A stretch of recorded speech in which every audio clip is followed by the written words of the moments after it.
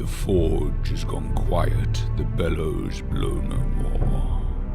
The forge has gone quiet, the smiths have gone home. Only fading embers remain, and my hearth grows cold. One kiss from you to rekindle it all.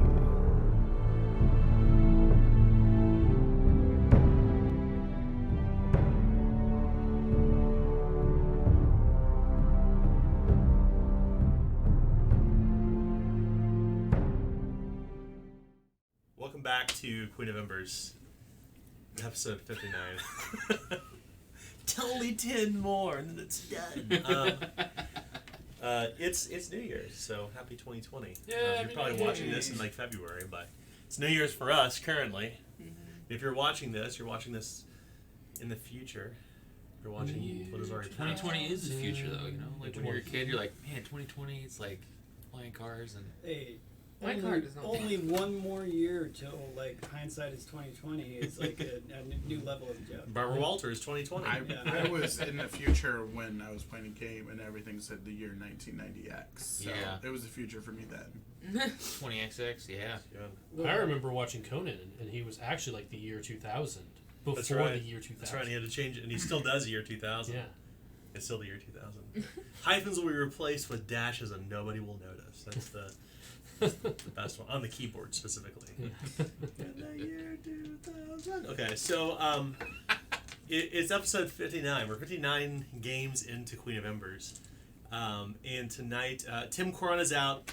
He's doing stuff with the family because holidays, and we're gonna play without him. This is the way we roll. We always play with it. If we have at least 4 players and 1 game master, we'll play.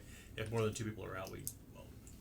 It's kind of the standing rule with a few exceptions, obviously. Like if it's going to be, the K show, the next, you have to clearly like focusing on something with her.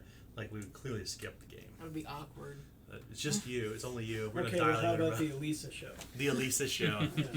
It doesn't even have anything to do with your character. There is no one. There is no link. That's right. So last we left off. All of the characters. I was just thinking the same thing. Like it's her. Sorry. We had just arrived in Stowe.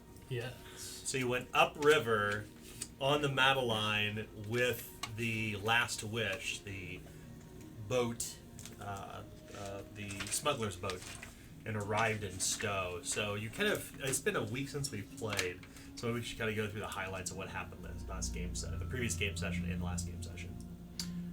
Yes. We went up the river to Stowe. About halfway there, our boat broke down and stopped chugging. We had to manually pull it the rest of the way. That was delightful. Yeah. Went from being steam powered. Yeah, went from being a nice vacation beach episode to hard work, manual labor episode. Yeah. We ended up in Stowe. There was was it the warden? I think it was Warden Renaud de Grey, who's at the river warden, who lifted the blockade, river block. I don't know the termage for that one offhand. The levee. Levee, thank you. That's what I was trying to go for. And let us in, and then that's when we decided. That's when we started finding out that there's bigger fish to fry in Stowe, with the hatred of the newly arrived Gralsvetters. Right. Why did you come to Stowe? We were seeking. I wrote this one down because I have terrible Anyone else know? memory. A clue. Big story, we're going all the way back. But more importantly, there was a person here that we're trying to find. And based off a burnt note we found in the room where Rosalia Manfields was killed. Mm-hmm. Who is the person you're looking for? Templeton Murdoch, I believe. No. Emil Frosch. Emil. That's right. And they're supposed to be here, but we don't know their whereabouts. We do know that there are some issues, though, with the Gralsteaders. They are not doing so well. There's been recent fires in the forest in the outlying area. Is another big issue. We also know that there's the Crimson Marauders are in the area as well, doing some nefariousness under the commander Graf Redrich. Did I get that right? Redrick, yeah. Redrick. Redrick. Yeah. And so far we were kind of investigating and seeing what's all going on in the area. We talked with a kind of museum curator. I cannot think of his name off the top of my head. Anybody remember him? Peter Gutman. Peter. Gutman. Peter. But we Peter. talked with him. He said that there's been the big upset with the Pictish in the area, and for us to get a bit more information and kind of proceed with trying to track down finding Emil, that we're going to kind of have to clear up some of the issue in the way. So we were heading to go speak with Commander Graf to try and discuss some sort of way of working with the Pictish, since the food stores for Stowe have been burned in the forest. And we're kind of trying to find a medium point in the town to both make the Gralsetters less hostile towards, or the town less hostile towards the Gralsetters by clearing up the food issue, kind of return it to its standard semblance, because the Pictish are trappers and fur traders in the area and are likely the solution to the shortage of food going on in Stowe. And with the river freezing up and the lake frozen, the chances of supplies coming in is just unlikely. So it's going to be a hard winter, and we're trying to alleviate the issue. And the first thing we need to do is also speak to Ohachi, who's the tradesman that works most with the town. Yeah, that's about everything I remember. What do you know about Emil Frosch? What have you learned? Anyone can speak up on this. Check my I can't remember. It's been a long time. Maybe nothing yet. I was gonna say, I don't think we have much about him other than his name and that he was, Well, that would be why I can't remember. yeah, a bootlegger and the midfolk apothecary that used to work for Gelman and Zox.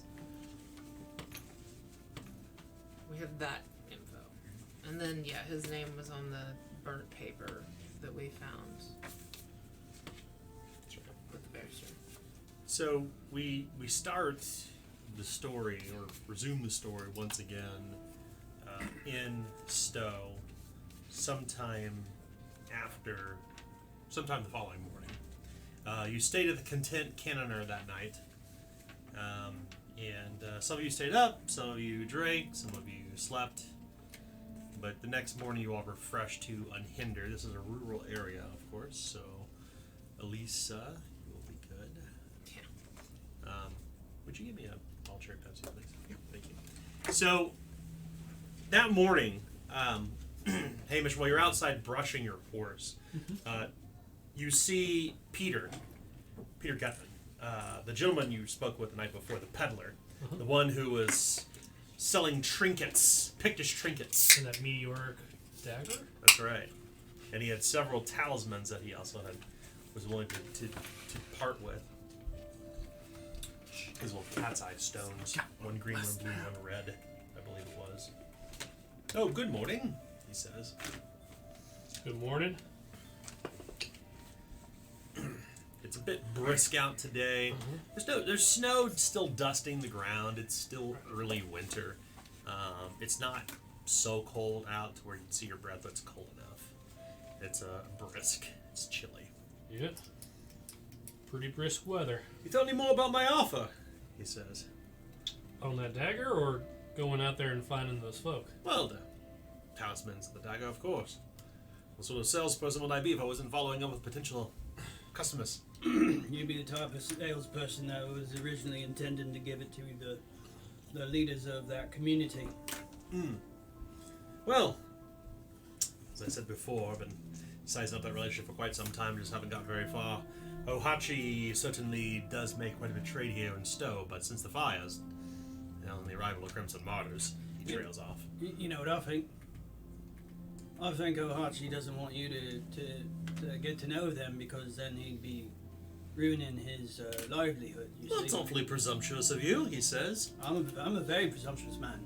Well, you know what they say about people who are presumptuous. And sometimes it pays off. Rarely. No, it usually does for me. I'm sure it does. It does. Well, then I guess I'll be on my way. Thank you. Alright, we'll keep on thinking about it.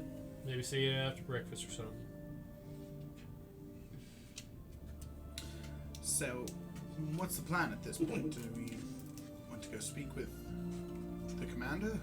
You know what? I think he knows I'm right. Sure. Does it particularly matter?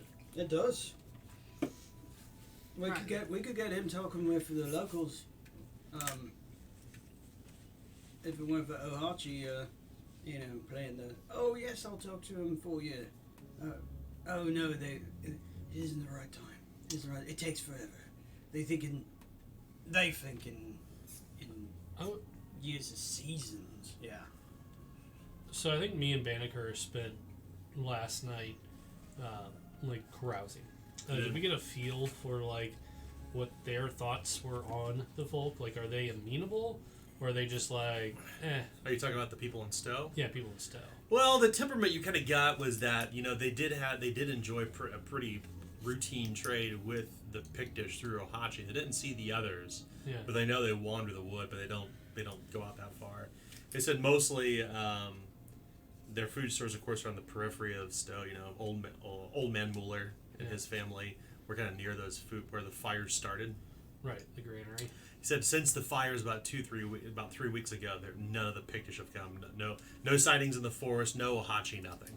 Yeah. And the Crimson Martyrs came and reputedly captured some Pictish scouts in the woods. Huh. Because didn't we, the feeling that I got was that, some lord called them in and is having them, clear the forest of the folk? Is that right, or am I wrong on that? Your intuition, it's kind of correct. I mean, Okay. that's the read you got from one person. Right. The truth of that story is yet to be told. Right. But it was inferred that some lord in Redlark, somewhere north and west of here, they sent the Crimson Martyrs to inquire about not only the fires but also the Pictish. The Pictish have been considered to be a barbarian wild folk for the most part to the Alds. In fact, the Right. Pictish that do travel outside the forest are incredibly aggressive. They do not make trade with people at all. Stowe is a rare exception, apparently. Perhaps we could investigate before seeing the commander. If we speak to this old man Mueller ahead of time, perhaps we might be able to find more information on what started the fires and what's going on in the outlying area. Yeah, be a good idea. Well, didn't he say, Pete, not necessarily that he's the most trustworthy source of information, but Peter said that they were held up in their granary. If they're held up, that means someone is most likely doing so, right? I thought the granary burned down. Yeah. Not completely. They were held up in their house at the granary, I should say. At least Yeah. that's what Peter said. Yeah, that's right. But he may have seen whoever started the fire. Or Maybe we should go and check out the granary. yes. I'm fine Well- with that. Just as a note, it could be that the threat that is holding them in said place could be the Crimson. Don't you think? Right? That's true. I didn't think it, but now I did. Now that you said it, I thought it. Right. Yeah. We should know what we walk to. Mm-hmm. And it seems to me that they may not be the people that we necessarily want to run into. No, we don't. But So if we have maybe a scouting mission might be in order instead of all of us going there just to try to talk to this person. What does this all have to do with Emil Frosch? Is this getting us closer to him? I don't know, but what I do know is we can't really move on from here. Well, we could. Why's that? Well, if we move on from here, then we won't find out nothing about Emil Frosch. And I imagine that whoever knows about Emil Frosch is going to be awfully tight, playing them cards to their chest, as they say. And, How do you figure that? well, they haven't really told us too much. They Well- only told us the small talk that gets around the town. And there's a lot of people awfully guarded with a lot of information here. Well, he wasn't that. What was he again? Huh? Back in Durandal? bootlegger. Bootlegger. Yes. So if we For- ask He's apothecary. apothecary, For Emil, or for So- Zox. He used to work for the. it might be best not to Zox. ask for the man directly, but for an apothecary and see if we can find him that way. Potentially. Last thing you want to do is tip off someone you're looking for. Aye, but another thing that you can do is if you have the town's favour, they're gonna think you're trustworthy, and they're gonna be more likely to talk to you. I feel like this is going around in kind of a roundabout way. Okay. How Why, do you why want to don't do we it? take it directly? Ask people straight up. You know, Emil Frosch. What could it hurt? Okay, I heard a lot. You see, if we's investigating that Emil Frosch has something to do with this murder, and he is wind that there's people looking for him, He may very well just go to ground. It may take longer to find him. I think that's a very astute saying you've got there. Yeah. Well, there's also the fact that we would like to help your fellow countrymen, I thought. And to help them, we need to somehow release some of the resources that have been held back from this town. Yeah, I get that. I just, you know, We I don't can want to go get with- too bogged down with everything. So, Yeah. some of this stuff seems kind of tangential to me. You know what I'm saying? Yeah. It's a good point and well made. But I would think that a little discretion when it comes to Emil Frosch would be good first. It's good to establish a rapport with people before you go asking for people who's possibly part of a murdering scheme. yes. Well, Darwin, I'm a little bit out of my element here. I take things directly. You know that. You know, and I did too, until I realized that flashing this, as I flashed the badge, means nothing to most people. We are empowered by the king. We are the king's men, yet everyone seems to think that it means shite.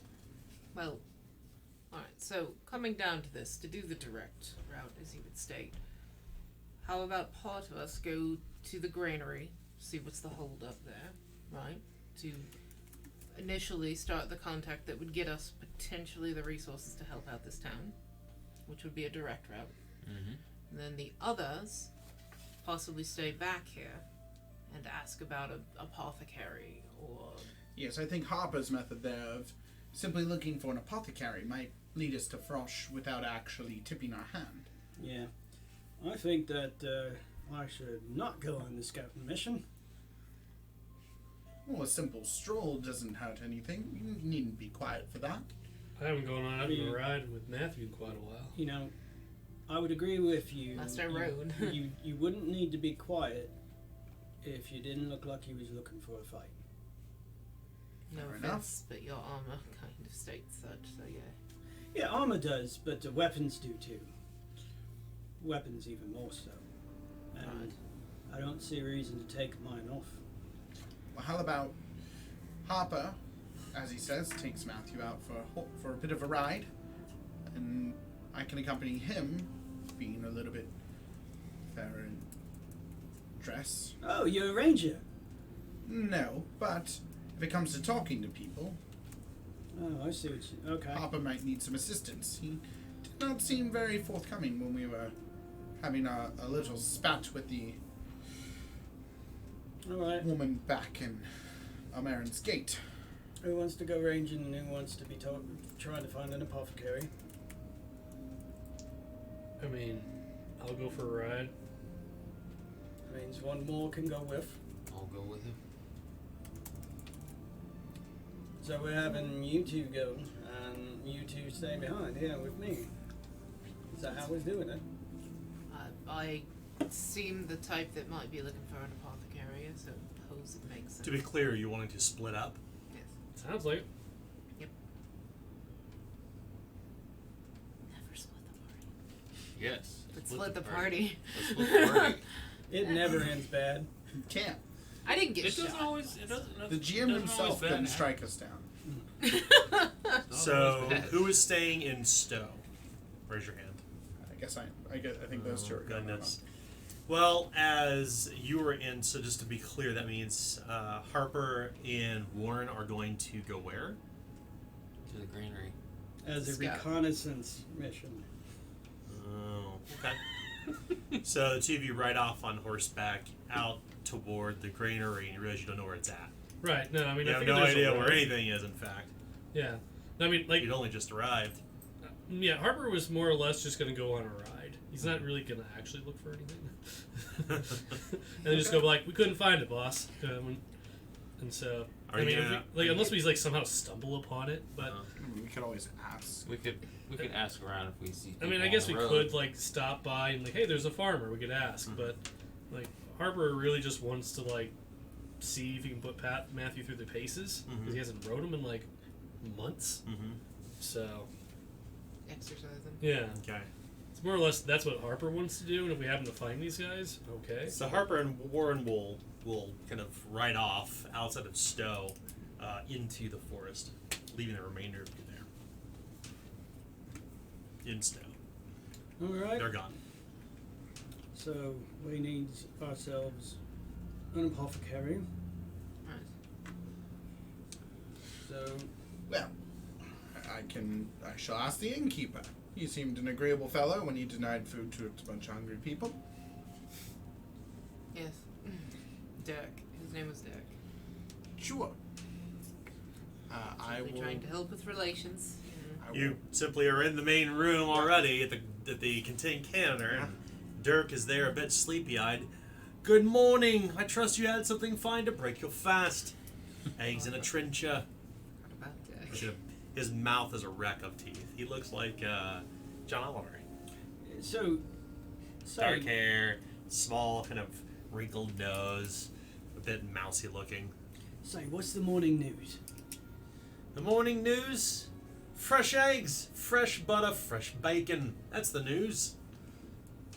How you think the weather will fare today? Well, snow it is. If it wasn't for the snow, we wouldn't have had half the forest would have burned down all around us.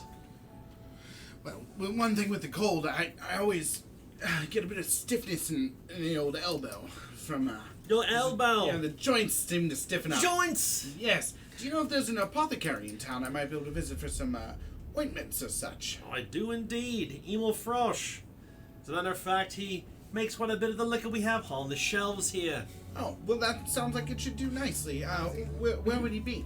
Ah, not far from here, just on the main road. The place is just right down that way. As he kind of takes you around the steps of this two-storied, half-timbered building, he kind of points toward down this kind of snow, muddy rut, and you can see that building right there. You can see, as you look down the row of houses, you can see all their chimneys are curling with smoke, save for the apothecaries. Out of curiosity, I know Stowe is not the largest place, but what other kind of merchants do you have? I know obviously you have Mr. Gutman, but are there any others? I know a Merchants. blacksmith, yeah. Also trade here in Stowe when it's the right season. Obviously, Raya's Remedies just around the way. She's a woodwise, if you will. We got a baker down the way. Two brothers. And Peter's Pictish Curios, although I wouldn't necessarily call him a merchant of a type. More sort of a queer fellow who, but to be fair, he's the only person who really talks to Ohachi here. Pictish fellow. Oh, so you know Ohachi? He's here. Oh, Ohachi isn't here. No. He walks direct through Peter. Peter's the one who broke us on our behalf. He speaks their language, if you want to call it a language. Oh. But you've met Ohachi then, or seen him? Ohachi does not come into the town. Oh, they meet outside of town. That's right. Are the rules against Ohachi coming to town, or does he just not prefer it? The pictures are cagey people. I mean, frankly, we're lucky they didn't just pepper us with arrows when they discovered our settlement. They've been here for a few years, after all. So you've had run-ins with them or seen them before? Well, people in the West, I think in the Winelands, of course, know much about the Pictish. A visceral, sanguine tribe of people. But these have not bothered to meet the city's borders then? Most Pictish would be sadistic and bloodthirsty, but these folk, well, it seems that they, I suppose they found an uneasy truce, I suppose, here. Since the last cataclysm, things have changed. So it would appear. so much like the people. Oh, Strange. Pleasant enough about all that, but I want to see an apothecary about my elbow. Yes. Yes. Master Frost just right down the road. Does he like it cold? Who? You see them smokestacks there, huh? And chimneys. Well, it's cold enough for water to freeze into ice. I don't think anybody likes it cold. Well, his chimney ain't lit. So, He, I don't see why Master Frost wouldn't keep his fires lit. yeah. Maybe he's out for a morning stroll.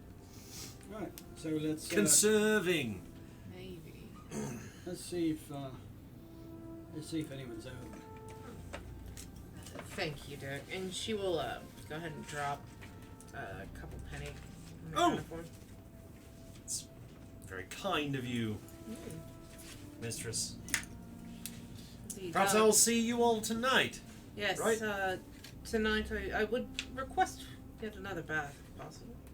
Of course. Shall make certain when you arrive we'll have it already heated and ready. You'll be back by sundown. One would hope. No. I'll let you know. Fine, fine. So you walk your way down through the middle of the road. At this point, Warren and Harper are kind of riding Matthew out into the wood. And you can see kind of along, like this village is kind of kept along the side of the river between this very thick evergreen forest. But in places, kind of along the edges of the settlement, you can see areas that have been scorched and burned. And you see a few farmsteads kind of throughout the hillside here and there. You see several corpses of lands that have been burnt up. But you don't really dare go further in unless you wish to do so. It'd keep you out of eyesight of Stowe. Have to take you deeper into the forest. But you can see kind of the edges of where the fire extended to. Okay. You can see this giant ditch that was dug that clearly stopped the fire from going any further into Stowe. Okay. Okay, so they have a ditch built. Okay. I reckon we can head up the hills, one of them farms. Maybe we can ask him where the granary is. Well, if it burnt this way, I assume it's that way. But I don't know. You can assume away, you can just ask. I mean, yeah. Is there much of a road? Because I mean, you don't. There's not a stone cobbled road by Right. any means, but there's certainly a horse trail and wagon trails throughout here. Yeah, absolutely. Yeah, because I wasn't sure if Stowe was mostly just like primarily river traffic, or if there was any land. It's mostly river track, although there is a road out of Okay. here through the wood to the west. Okay. Not to the east across the river, though. Right. So, I mean, yeah, we basically. I mean, the way I figure it is we kind of stick to the country side, just the road, and we don't want to venture too far off it unless we get lost. But Just 2 or 3 minutes up the road, isn't it? How far do you reckon? I don't know. How far does it look? From what? What do you mean? From like the road to the farms up on the hill or whatever. A mile at best. Yeah. It's kind of there's farms here and there betwixt trees. There's it's kind of dry and stony farmland spreads all throughout Stowe, with farmhouses and barns littering the landscape.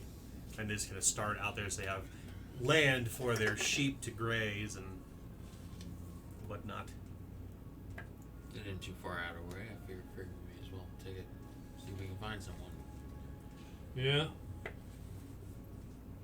Alright. Let's do that then. So you kind of ride up through the hills and kind of passing through what you would of course assume is like pretty traditional dry stony aridane farmland. Really, particularly toward the forest and near the river where the Axwater is, it's a lot of dry limestone farmlands, which is basically meant for grazing. If you go further west into the winelands, that's when you find like lush, like fields of grain, and true farmers dwell like 70, 100 miles west. But here it's mostly just farmhouses, barns.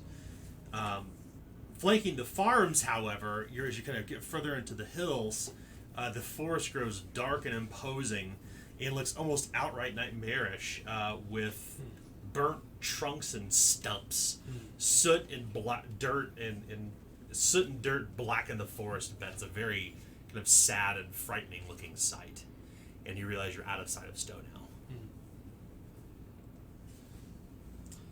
Well, it's a shame.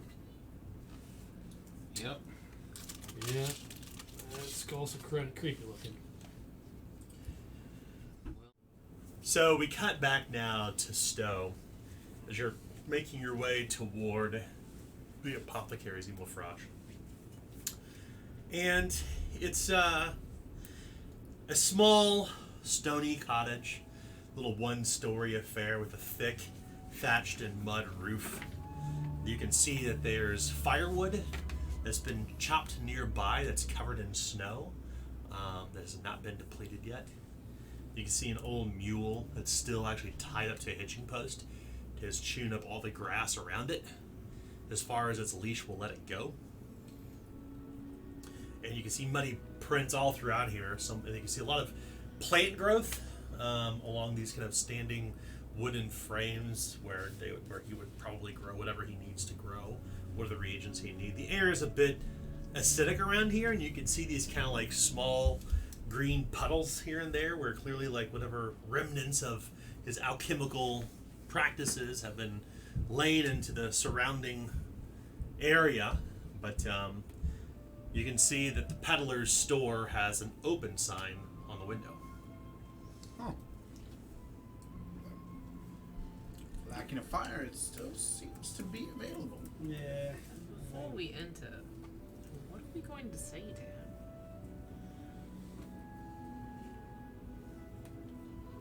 Personally, I'll be surprised if we find him. But if we do, We go in, we purchase something, we come back out. That's it. so this is a reconnaissance as well. Aye. Fair enough. Alright. Fair enough. I approach and try to let myself into the shop. Door opens with ease, and as you step inside, there's this kind of rattling sound above your head as these bells ring, kind of tinkle above your head as you open the door.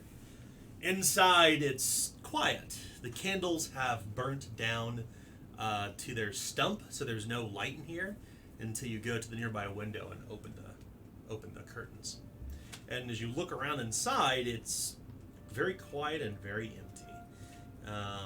You can see what you would assume would be very typical apothecary type paraphernalia, including all manner of labeled bottles and prices and a number of things that he clearly sells out of here, including a number of anything you find in Materia Medica.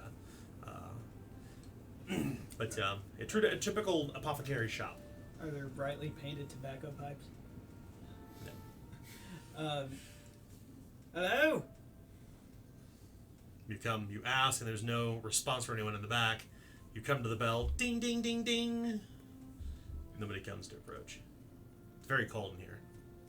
The hearth is not burning. He's not been here for a while.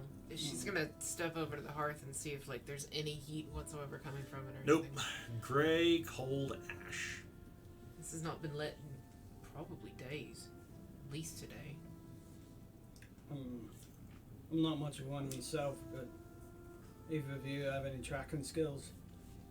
Investigative skills? Well, of course, investigation. For seeing what went wrong. I mean, I can poke around a little bit, Alright. politely, but I look around. Is there a like a back room or? There anything? is, yeah. Okay. No. I'm gonna poke around the shop first, see if I can find any denoting clues of where he may have gone. I'm gonna step to the back room. Okay. As you're kind of poking around in the front, like politely, like a customer may, but genuinely concerned for where Emil Frosch may be, at this point, Elisa just goes to the back door. Yeah, as you go in the back door, you can see there's his bed, there are his personal things, a separate antechamber, and something immediately catches your eye. You realize that kind of stuffed in an open closet back there are these bottles that are labeled Madame Geneva, which is the gin craze that has taken the West, illegal booze for its dangerous properties.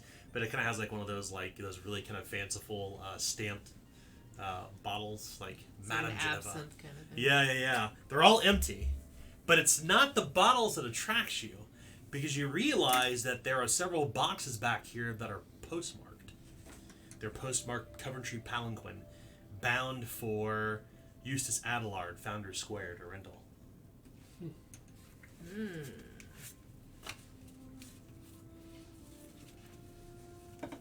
Do I see any kind of signs of a struggle or anything along those lines here? No, not at all.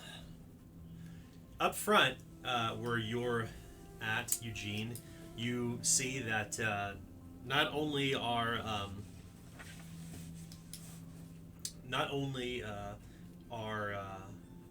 nothing's been disturbed here, but go ahead and make a scrutinize test. This test will be secret for you. Okay.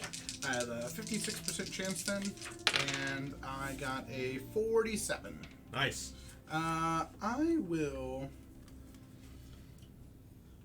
We'll keep that. Okay. What is your degrees of success? Units plus perception bonus. Oh, my perception Or bonus? 10s plus. Gotcha. 7 degrees. So, okay. Well, you do see by the front door that there are a number of there's a pair of shoes that you would guess Eustace would wear around town during the summer. Mm-hmm. His boots are gone, as is his walking stick, and the wardrobe is empty. His heavy coat is gone.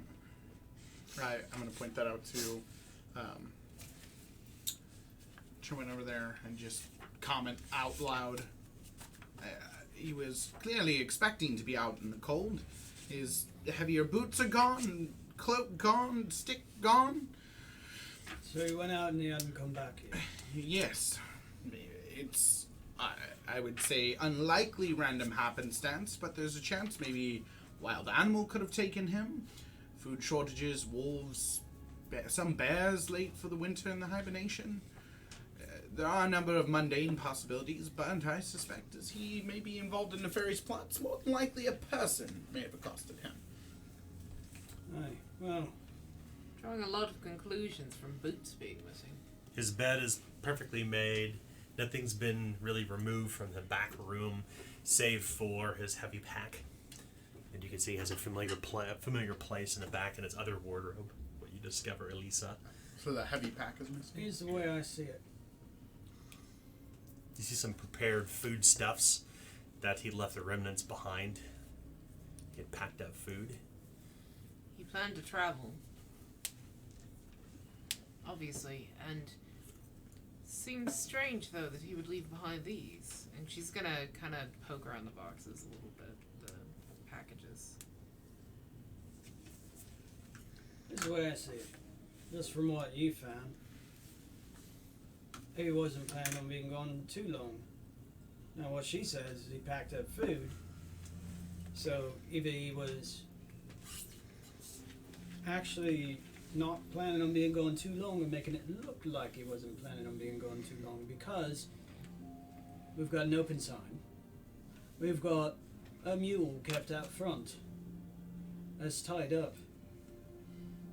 And it's had enough time to eat all the grass around it. And we've got food packed up in the back. That's the only thing that says that he's planning on being gone for a long time. I would suspect that he had planned to be gone for quite some time, and perhaps something changed his mind to leave immediately, without preparation. Grabbed what he had on hand and simply hustled out the door. There's preparation that happened. No, maybe he was planning on taking a trip, and somebody else made him decide to leave without having a chance to finish those preparations. And that's deeper assumptions, which could be true, but we see evidence of both. True. That he only planned on being gone quickly, and he planned on being gone long. So it could have been taken, and whoever took him made it look like he was just went out for a stroll and didn't come back. I mean, it could have been many things, but it is not definitively one or the other. Well, Since it seems he keeps unsavory items back in this closet, Lisa's gonna start also looking through to see if he might, I don't know, have some laudanum Or other illegal substances. or other things. Well, there'd be no laudanum to be found in the back, but surely within the stores in the front there are. Hell He yeah. has all manner of materia medica you would find in the book. No black market poisons that you see. Damn. Alright. The cash till is locked. The prices are all posted, including where the laudanum would sit on shelves. She is gonna like try to open up one of the. Is it like completely sealed the Oh, yeah. boxes for the? No. My For apologies. The Eustace. boxes are not sealed now. They're just open boxes. They've been stamped, but nothing's been placed inside of them yet. He There's planned. straw, but that's it. He planned to send something to Eustace. Huh? Eustace, Yes. the prophet's mouthpiece. He planned to send something to him. There's Send what? postage here.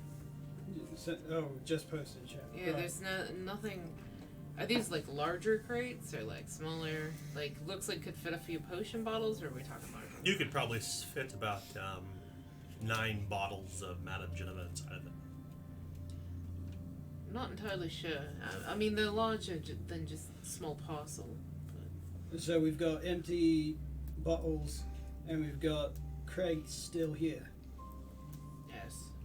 I mean, it could have been that he was going to pretend to send that kind of, liquor to Eustace. I don't know. But either way, he obviously has some kind of contact still with Eustace. Which he worked for Geldman and Zox. But he talks to the Prophet's man? Strange. It is. You turn back out into the woods, where you've kind of happened upon the hellish, nightmarish firescape of the edge of the wood, and it looks really bad. If it weren't for the fact that it snowed in the past week, as you understand it, the fire would have spread even more violently through the forest. The whole forest has been burnt to cinders. This massive hillside, as far as the eye can see, is just tree stumps and saplings bare of leaves and branches. The air is still gray with soot as the wind whips through here. Well, don't look good. It's a good thing they built that or dug that ditch. Yep. Otherwise, yeah, that town been gone. Yeah, sure would. So, we keep on pressing on. Yeah. All right. Yes, we'll just take it slow. Mm-hmm. No worry. Okay. You begin to press further into the forest. Nice. And Ooh.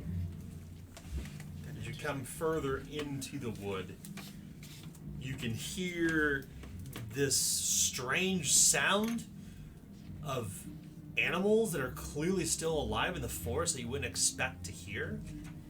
And then you hear this low guttural roar and crashing coming, like kind of echoing through the dell. Yeah, I'd probably pull back on Matthew to get him to stop. Yeah, the horse, this Matthew immediately bucks up, rearing on 2 legs and begins backing down the hill. Can I recognize what the roar is coming? What kind of animal made the roar? You may roll a handle animal test. This test will be hard. Okay. That'll be a 26% chance to succeed. I did not succeed. No domesticated animal that you know. Wild animal out there. How Yeah. close did it sound? You're not really sure. You just hear you can hear the echoes of it through the hills. So it's far-ish away, not like right in the vicinity. I'm wondering how fast a fire's got to burn to get to animals like this. Usually they're pretty smart about these things and run the far away as they can, as fast as they can. Your Yeah. eyes look toward the trees of those that are still standing, kind of smoldering toothpicks in the sky. And there are no birds to be seen, no insects to be heard, no small vermin running about the forest. I mean, it's been burnt out. I'm gonna take a big No sound of breath in. wild dogs, nothing. If I like breathe in, I'm gonna see if I can smell anything like gunpowder or anything like an accelerant that I would know, or anything like that might have like helped speed this thing along. Just smells like soot. Okay. This smells like of soot and fire. Okay. The air, as you can see, what you thought at first were snowflakes are just large gray bits of ash still lingering in the air as the wind comes through the burnt hillsides. You can see several small stony farms that have been burnt down to the ground, just the husks of the stone outsides remaining. Burnt down barns, remnants of fences. You can see mile markers, stone markers that separate different parts of the farmlands. You see no grazing animals at all, but you do see several burnt carcasses. Right. You want to take a look at one of those carcasses? Not much to see. All right. I figure they took out all these farms, and this is all we're gonna find. Yeah. Yeah. Suppose So we better head back to the road. I think we head back because I don't want to deal with no animals. Not in this kind of right pissed off state. It's a good way to get hurt. Matthew gives a whinny as you kind of canter backwards and turn him about and you begin riding back towards Stowe. And you leave the ashen hellscape behind until you come back to the snow-bound hills of Stowe, of the town itself, surrounded by the tall, green, lingering evergreen trees, softly moving in the wind. The sky is gray and overcast. You all are, of course, back to Emil Frosch's shop. You've been through his personal belongings, which will earn you 2 corruption. And you have politely looked through the front part of the shop for signs of whether or not he's been absconded, but you need no corruption for that because your intent was pure. For now. For now. I would say it's still because I went back there first. I was debating on stealing something, but I mean, I did that last session. But yeah, otherwise his shop has been unmolested. Bottles of rot gut and tincture and laudanum and smelling salts and all manner of other poultices and ointments and potions and elixirs, if you will, everything ranging from abortifacients to treating rheumatism, a sniffly nose, the equivalent of aspirin, and even on the far end, true laudanum is available for sale in this shop along this one wall has almost like if you can imagine what an apothecary shop would look like with the small drawers. They're all open and they have the vials exposed there. I mean, there's hundreds and thousands of gold crowns worth of medicine to be found here. You would guess, judging by the importance of somebody like this in a small town like Stowe, that he's probably a well-respected figure. Coming through the place, have we found like a shop key or anything? Any way of locking the building after we leave? No, but to be fair, in a place small and as intimate as you've learned, because you know that the people have only been here for a few years, that came here after the place was literally abandoned during the last cataclysm. All people here are new. That's why you don't see any youngish children, only babies. Like really young babies, like less than 2-3 years old, or toddlers, I should say. You don't find anybody of teenagers or older. It's just older people with young wives and young children. You would guess a place like this, everyone knows everyone well enough to where they probably wouldn't lock up their shop during the day. They wouldn't need to. All right. I will poke my head into the back room and glance about to see if I notice any details that jump out after Elisa's gone through anything, any things she may have overlooked. But I don't want to actively root through his. No, she's given it a good kind of scrub down. Okay. She has thoroughly searched that room in the dungeon. So Are there any Check the buildings trap out back, like sheds or anything? There is a small shed, yes, but as you kind of walk around the back of the building and look outside, you realize it's nothing more than an outhouse. Okay. But it flushes. Unfortunately, the pipes are frozen. Oh. You can see a nearby water pump, but flush water through it, but it's frozen. frozen from the spigot. While Terwin and Eugene are looking around, Elise is going to step up and she's going to grab a laudanum. Okay. Just that one while they're not paying attention, and then 2 tincture, and she will go ahead and drop the gold coins like into The appropriate number cash of. box. Yes. Okay. The actual appropriate number. Yeah. So. So just base it off of. Yeah, I did 6 because 4 for the laudanum, 2 for the 2 tincture. Yeah, keep in mind that anything here in Gold Crowns is twice the normal price because it is a town. Oh, is it? Okay. Yep. So yeah, she'll go ahead and draw. She's actually not going to cheapen him for it then. So 12. You open the till. Ting ting. Shing! It comes out. Of course, you twist the thing and you hear a rattling in the back of this. It's impossible to hide that, and you drop the coins and you close She's not the- trying to hide that Yeah. part. Just the laudanum grab. She's not. You're taken from the till. No, I was paying. Oh. If you want to look, I. No, I don't know. Alright. I thought we might use some tincture. Seems we've used quite a bit recently. Could be useful. That's awfully kind of you to watch out for us. Of course. I'm gonna proceed to head back out the front. They should see us leaving if anybody is observing. And before I exit the shop, I'm gonna actively flip his sign around since there's nobody here. Okay. Sorry, gone. Be back soon. A little exclamation point with a hand waving by. You Quite fancy shop. as you step outside, you can see kind of breaking through the winter mist. You can see Matthew, this massive spotted white and gray storm horse with Harper and Warren on the back. So come to a stop with mud and snow spattering up. Their cheeks are flush red from a ride. Your fingertips are a little cold, but Matthew got his exercise. Afternoon. Is it a brisk ride? Mm-hmm. Yeah, it don't look good out there, boss. It's real bad. Anything Wait, of note? Well, they were able to dig a ditch, stop the fire from spreading, but it spread fast. And, well, yeah. I mean, there's a lot of burned down farms, a lot of burned down barns and such. Heck, there were some livestock that got caught in the fire. There was livestock that got caught in the fire. Yeah, it's pure. I mean, we got to the a little bit into the forest part. I mean, it was right burnt to a crisp, and you could hear animals in there. And we heard one big Something roared. something big in there. In Right, that's what I thought. Didn't sit right with me either. I figured we may as well turn around right. before something bad happened. So these animals that you saw that were burned, they out in an open field. Was they in pens?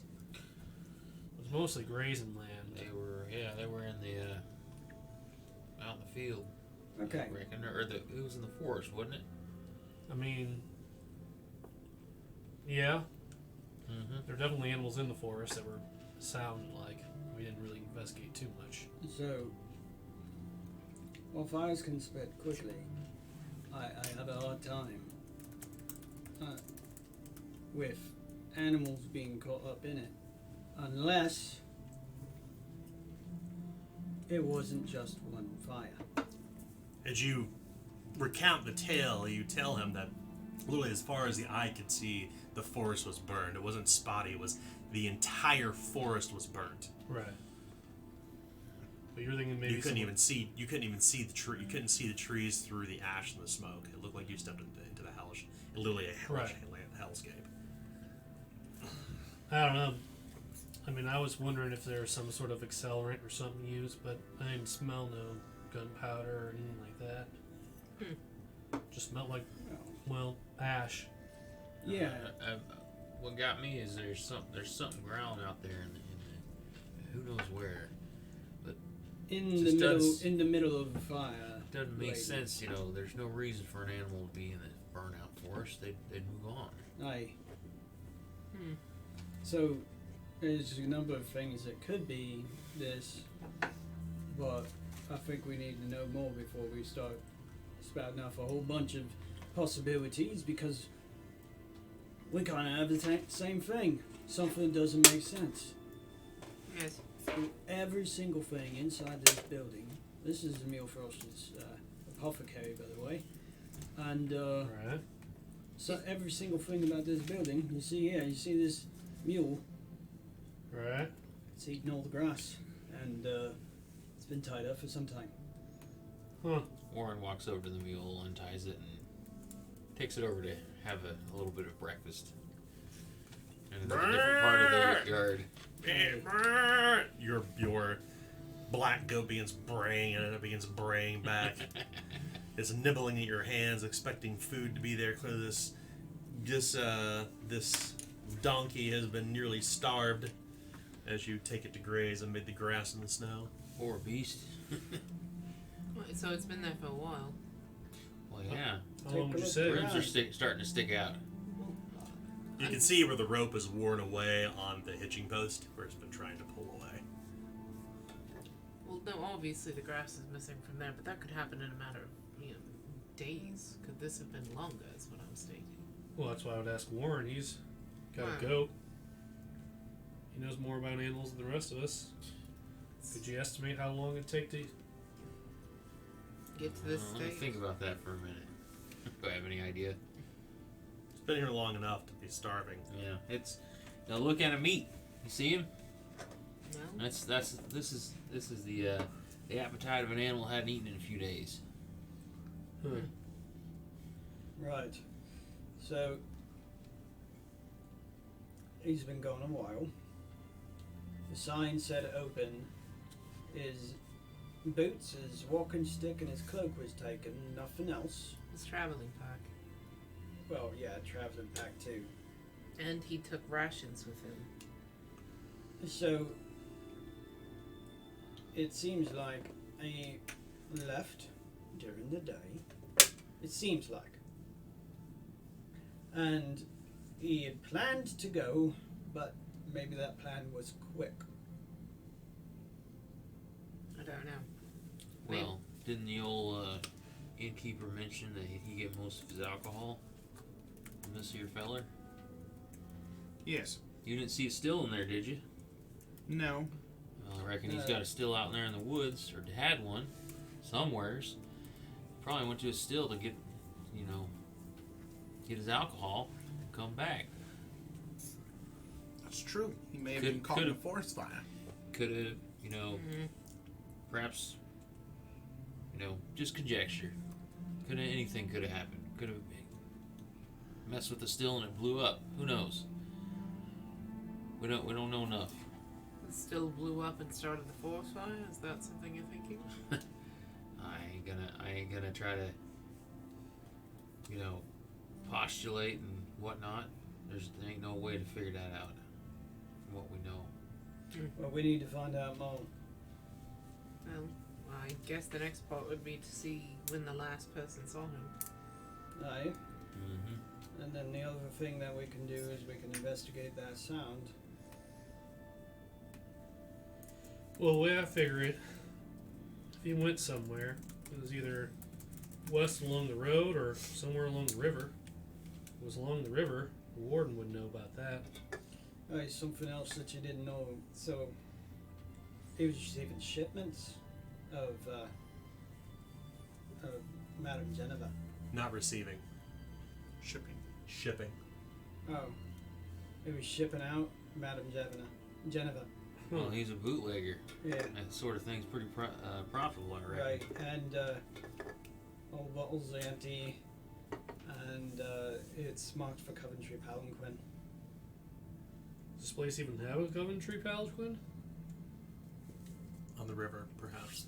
Oh, Well, either way, it was going to Eustace. huh. Right. Which was the right hand of the prophet and also potentially a double agent with the mysterious group, right? Yes. So at this point,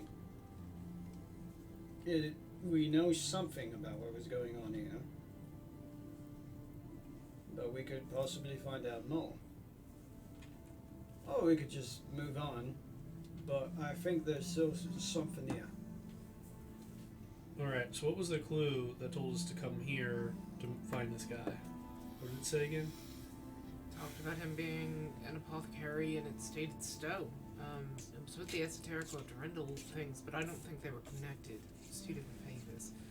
But that's all we had. I mean, and she's gonna pull the burnt out paper just to look at it again. Yeah, it says something about, it says, Enel Frosh from Stowe, send to Durendal. Right. This could just be an order from Eustace, for all I know. I mean, how the barrister got it, I don't know, but You didn't find like a log or anything? no.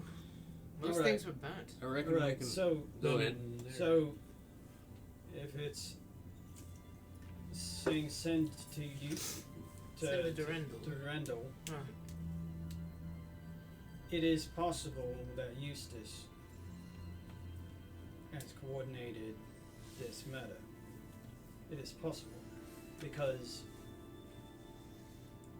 those papers was found in the sign-in room Yes. Alright. and they was burned because that was the evidence. I'm not saying he done it. Well, so my question is, then you think the man in the mask, the tall fellow that ended up dead in the garden, you think he's the one that threw those papers in there, or do you think it was the barrister?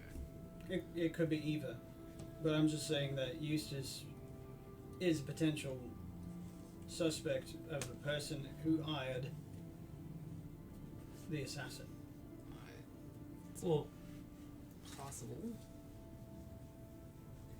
do we know if Jonah stopped here on his way too? Ship is just as moored outside the lock. But Remember, did he'd you follow stop at behind you. Stowe?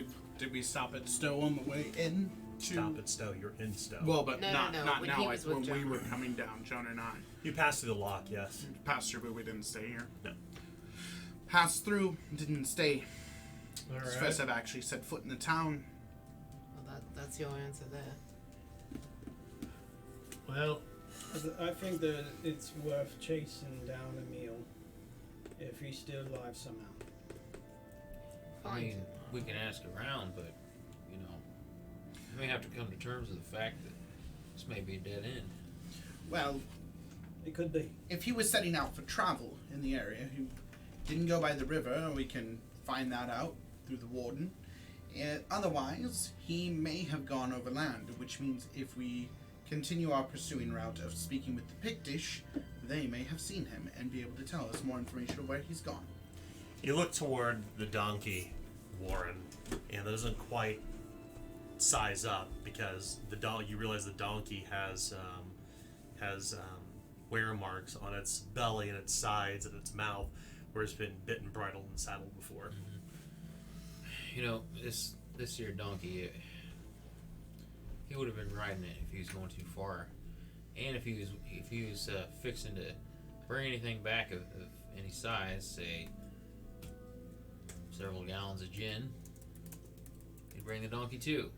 Aye, and we would have marked his shop closed. yeah. So either he left hastily with the intent that maybe returning, or somebody made him leave and he didn't get a chance to close up his shop. Aye, so he's either planning on returning or never coming back. It's a lot of money to not come back to. Aye, I mean, if you're kidnapped, then they plan on you never coming back. Yes. I'm stating I don't think he skipped town, if that's what you think. You can see there's a full account of all of the cash and transactions over this last month sitting in a transaction book beside the till. Oh yeah, didn't look like there was a lot of money in the till. It drops in. Can I That's right. go inside and flip through the most recent pages of that transaction book, see if there's any transactions that stand out or something weird, or did I already do that when I was You had not, no. It's just something you just recognize. As you look toward the till, you never thought to do that. You kind of come behind the desk where Emil would be, and you can see the till. It literally is That's literally it's a number of keys that would bring up numbers on a little slide deck thing along the top. And then you would drop the coinage inside. You would twist a handle, and then a requisite number of coins, if they were owed, would spit out toward the customer. A rather complex-looking machine.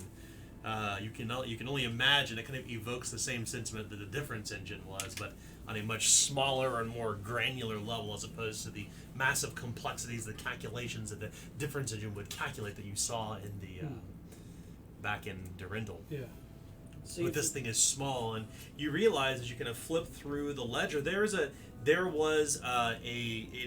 a transaction that was made for a man named Harold Muller, no more than a little bit almost 3 weeks ago now. 3 weeks ago. Yeah, it was for rheumatitis. The ointment. He had paid 2 shilling for it. Not inconsequential, the cost, but that's the last transaction you see. 3 weeks ago. Yes. Last transaction record in the book is from 3 weeks ago. How much money is in the till? Can I do a calculation and try and get an estimate? You'd have to open the till. No way of knowing without opening it, which I have no ambition to do. Seems a little odd that the innkeeper would recommend it as apothecary that ain't been in town for 3 weeks. To be clear, it's not a till that comes out. The coins already go in, and you can't get them out unless you open the lockbox below. You cannot pull money from the till. Right. Hey, Lisa. Could you think you can do something with this? I want to see if there's money in here. I don't mean to take it, but I want to see if there's something in there. So I come in and it's like well stocked. Oh yeah, whole place is stocked. Well, I mean it's pretty well stocked. I mean, maybe you went on vacation or something. The sign was stated open. Okay. The You don't go reason I want to vacation know. in winter. The reason I want to know is if there's Some people go to warmer places. if there's nothing in there, then that would either further support that he was taken or planned on leaving for good. Well, I can like rattle the box. Oh no, there's no box you pull out. It's actually affixed into the desk. Gotcha.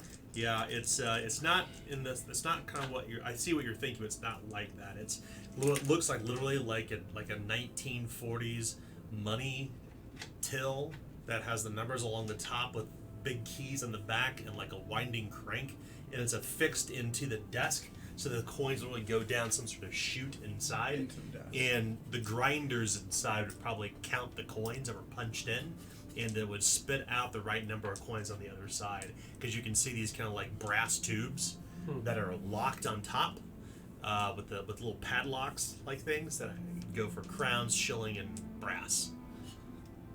I can attempt to get it if you'd like. Yeah, I just want to know. We can paint a further picture of what's going on here. Alright. This is not on the up and up, and he who gave the order will be responsible for this corruption. That's one. Okay. Pulls the picks It out. is not easy. It is not difficult to unlock this, but it's a very simple lock, so it's going to be an easy test. Easy skullduggery. Alright, so that puts me 55 is my skullduggery, 75.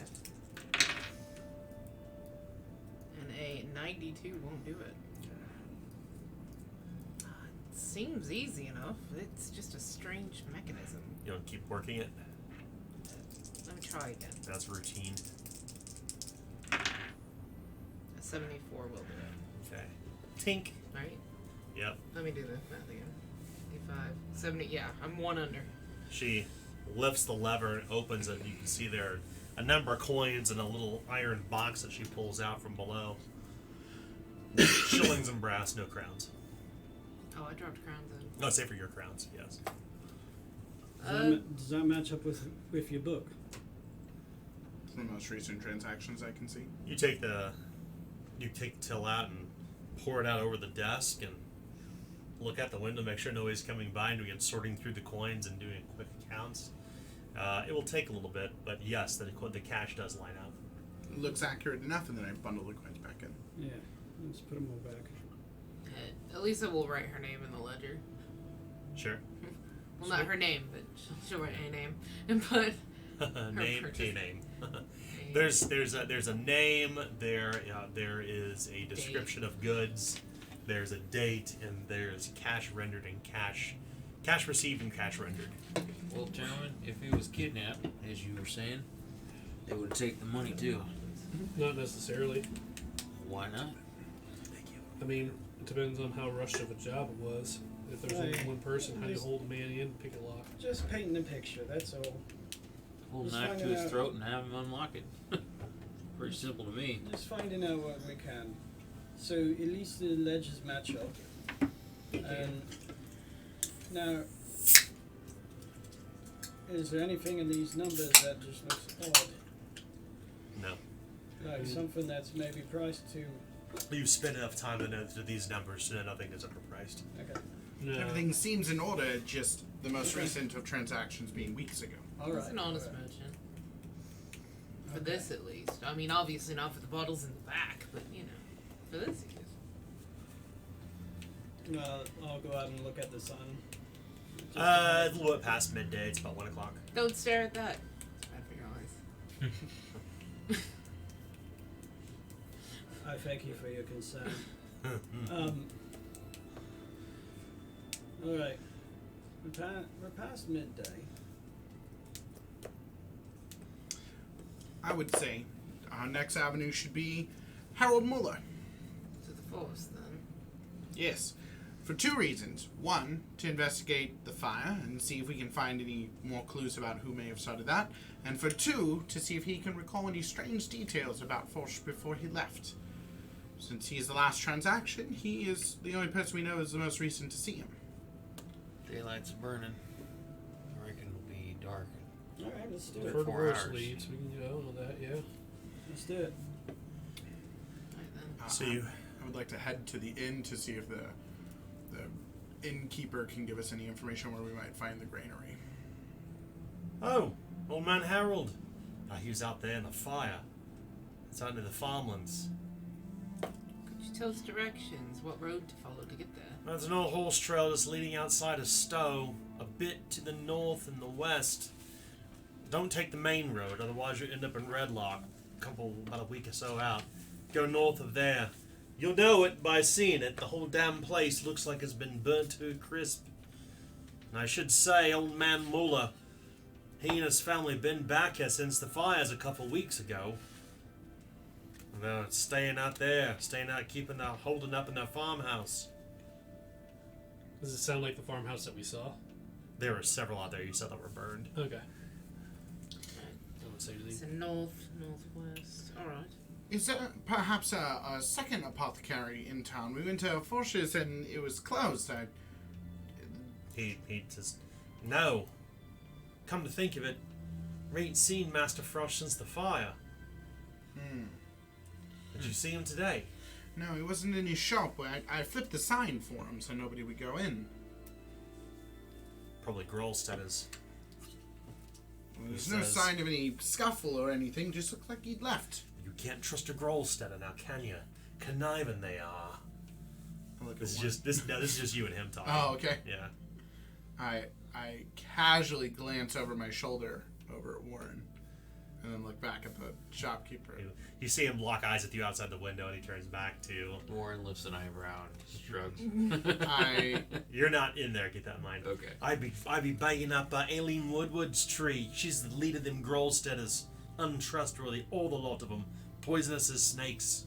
I'm surprised Renaud the Grey has not taken them out and drowned them in the wood in the axe water already. As he said he's going to do so. No. Master Renaud the Grey is a even-handed fellow. But if it was my town, that's what I would do. Can't trust him, I say. Thank you for the directions. I drop him 2 brass pennies and head out. And He's one of those people who kind of realizes he's overshared, and then he kind of gets a bit red-faced, and he retreats to the back room. I walk outside to warn him, like, that man does not like you. Neither does anyone else in this town. I'm getting used to it. He says you're full of snake venom, and if he'd had it his way, he'd drown you in the river. Well, screw him too. I ain't staying in his inn. Alright then. Thought I'd let you know what's being said about you. See? I love this city. I told you I can share information. That did him no harm. Elisa is gonna make it a point before we head out or go anywhere to stop by the blacksmith to start ordering the parts that we need for the ship. Oh, you could assume that that's already being taken care of Okay. Just in by case it had not. by your other companions. Okay. You blockhead! Sammy Newhouse. Don't double the order. Alright. Just making You sure. old coot! You old fool! He's probably by the blacksmith shop bickering over prices right now. So he does best. Besides, make things work. But, that's already being taken care of. He's just arguing with the things long enough that they give up and work. That's all it is. There's no mechanical skill. It's just like CEO things. So what do you intend to do? Head Want to make a way out there? Granary, yeah. Let's go. If that's the man that was the last one to buy something from him. Also, we can find out if there's anything that he noticed amiss or afoot in the fire. Right. We have a few things to ask this man, so yes. Well, let's Okay. Let's go. make our way out there then.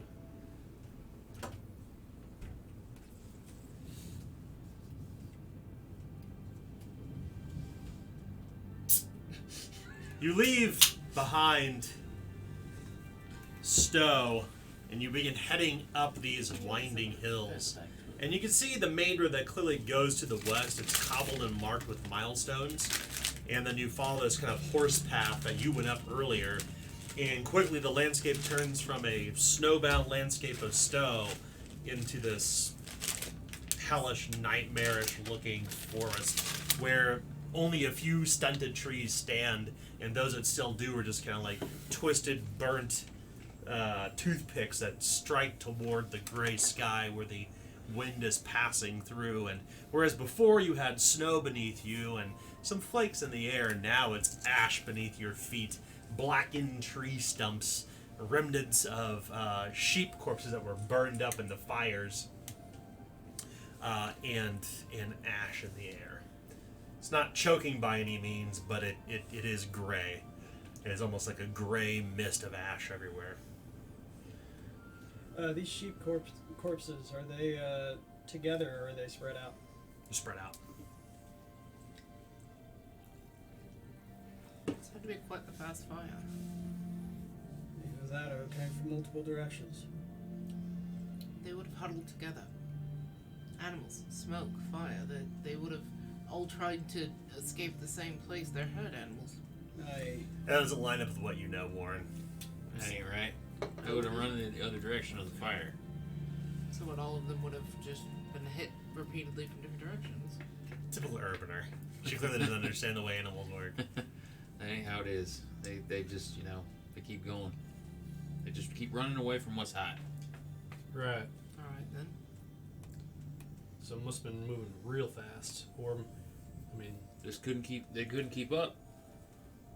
well, A lot of smoke in the air when there's a fire. These could have been simply collapsing from smoke. Exhaustion from running. Mm-hmm. It's hard to say.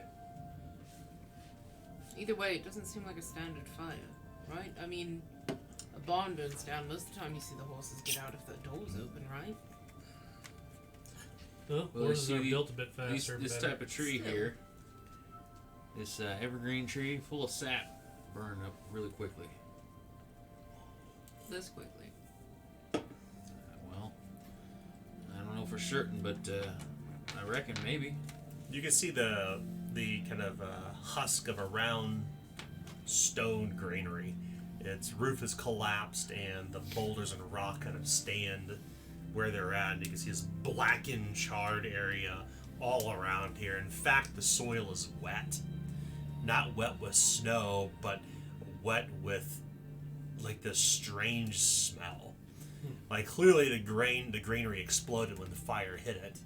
You would imagine it would just burn up really quickly because of all the nitrogen in the air, but you can see bits of glass all over the ground, and the ground is very, very wet, and the air smells horribly. Gonna pick out like what it smells like. Yeah, is there anything I can do to try and tell what it is? Anybody have alchemy? No. No. You would need a skill rank in alchemy to identify it, but you know it's at least alchemical in nature. Can I collect a bit of the soil? In what? That's a good point. See what I actively have.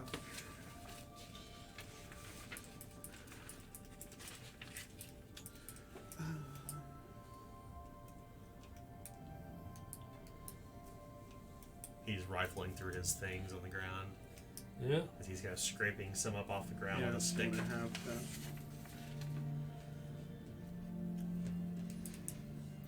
I will pull out one of the strips of ragged cloth I have.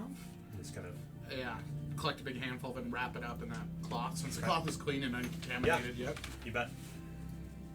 Clean, contaminated. Doesn't really matter.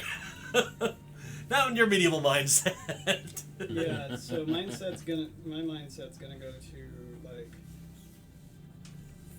the aspect of trying to starve people out, and ways to burn the fields. That's right. And so I'm gonna look for whatever signs there may be from that, like, and I don't know Right. what those are as Adam. Roll warfare test. Yeah. It will be routine. Can I look around and see if there seems to have been like a lot of foot traffic or anything out in this area? Unfortunately, it's lost because the ash everywhere, Okay. and it's too muddy and wet around here as well. Could I potentially, using my past with skullduggery, look around and see if I can see anywhere that's been tampered with? Well, everything's been ruined by an explosion, so Okay, so nothing. anything you would be able to assess would have been inside the granary or the adjoining building, but the adjoining building, which was made of wood, has been blasted to cinders. Okay. Like it's literal cinders. There's nothing of it left. There's just the giant hole where it attached to the stone granary. I'd like to re-roll that. I Sure, I'll take 82. that misfortune point. Okay, so 63. 45 success. Okay. Well, no. You don't really see any signs of a scuffle. There aren't any bodies or anything that's been dragged away or even left here. You don't really see any broken shafts of arrows or broken spears or shattered shields or anything like that. No tattered remnants of clothing. Even if there was clothing, it would have been ruined in the fire, but there's nothing here that would indicate that there's been any sort of fracas that occurred here. Say for the violent explosion of the granary. I would like to move up to the granary itself and poke around in its remains to see if I spot any remaining details or anything that might have indicated beyond fire just got to the granary and exploded. You shuffle around in this grayish black remnant of the meal that was here. The flour that's been just destroyed. There's nothing. Okay. There's nothing at all. This isn't your typical raising. If it was raising. Thinking a bit of scorched earths, but why? Well, I think you all are jumping to conclusions. We ain't even figured out whether it was just an accident. Could have been a storm caught the forest on fire. right, a storm rains glass. Well, storm hits the granary explodes. If there's any windows in the building or anything like Or that, they anything would have nearby it. exploded outwards. I think we go and talk to this man. I thought that there was random glass all over. There is. Yeah, okay, yeah. No, there's glass over here, there's glass over there, there's glass everywhere. Well, fantastic. The granary would not have windows. Yeah. Maybe we go speak to the owner, like. I look around for the farm building. outside. Well, you see burnt out remnants of other farmsteads, but the one that you can see closest to here is still standing, and there's smoke trailing out of its chimney. That has to be Old Man Muller's. Let's go say hi. Yep. Keep your weapons sheathed. Yes, sir. You walk through this kind of. You could near where his home is. There are two very large standing trees that have somehow managed to escape the fire, and you can see that there are standing wooded fences, kind of guiding you along this muddy rut of a path toward Old Man Muller's home, and nearby there's this kind of like low hills that come toward it. Perhaps it's the height that kept it safe from the fire, but other parts of the woods are burnt. You can see as you walk along the way, there's the sounds of sheep as they be kind of moving among one another and kind of gathering around the fence, sniffing toward the air as you come directly here. Pretty common animals act like this because they think they're going to get fed. They all come to the fence as they're kind of gathering. There's a number of them kind of intermingled throughout this nearby tree, and but you can see other parts near his farmstead that clearly have been burned. He and his family, you would guess, probably did some firefighting to keep their place safe. As you approach, a kind of crooked back fellow with gray hair steps out of the door to greet you even before you approach the door, and he's carrying a pitchfork while his wife is peeking through the windowsill toward you. You can see her face she's a bit moon-faced looking woman. She's looking through the glass toward you, and Old Man Muller takes a step out and says, "All right, stand right there." I motion for them to stop, and I put my hands up like this. And say, we mean, you know, come a little closer. I can't see you from where I'm standing. all right. And I move forward, still with my hands. As you approach, you realize this man's eyes are roomy. Clearly, he's got glaucoma. Like he has really bad eyesight. He kind of stops and puts his pitchfork down. You with them Crimson Martyrs? No, we're not with them. I don't recognize any of yous. You're not from Stowe. No, we're not. The name's Terwin. I'm gonna put my hand out to shake yours now, eh? Harold Muller. He walks up and gives you a firm handshake, the hand of a farmer, broad and calloused. A man who has worked many labors, at least almost 60 years of age. And, no Pictish among you, right? No. He's kind of looking toward the rest of you, looks up on Harper on the back of the horse. All right, then. We came through town, we heard a little bit about what happened, and, we heard that you was one of the last families that, made it through this, and wanted to just ask about what happened. Well, we got lucky, I suppose. When we heard the explosions out in the woods, we thought we knew what direction it was coming from, so we did our best to fight the fires as we could. We dug a trench nearby.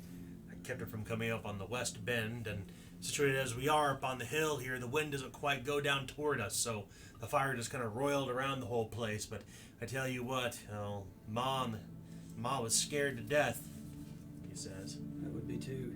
You said you heard explosions. That's right, sure did. Fires out there, we heard it on the western horizon, just over the hill too, up back out there in the woods. That's when we heard the first one. Then we heard it from the granary down below a little bit later when the fire had spread. I'm going to approach at this point, hearing that. You said explosions. Do you know... You introduce yourself, mate. Oh, sorry. Eugene Thornberry. Mr. Thornberry. Name's Harold Muller. Shake his hand. That's Ma, but she's staying inside. She's a bit afraid of the Pictish since the fires. Do you believe it was them that started it? Truth be told, don't really know who started the fire, but I can tell you this. Since the fires burned through, the Pictish have been raiding farms around here. Not killing anyone, but taking the sheep, taking the lambs, middle of the night. Middle of the night, eh? How do you know it's them taking the sheep, and has anybody seen it's directly them? Oh, they're Pictish, all right. No mistaking them in the wood. Nobody of the right mind wanders out in the forest at night. You can see them out there. Torches and all. Do you believe... You said you had explosions. Do you know what that explosion was? Was it like the sound of a wand? He narrows his eyes. There are no wizards around these parts except for maybe Emil Frosch.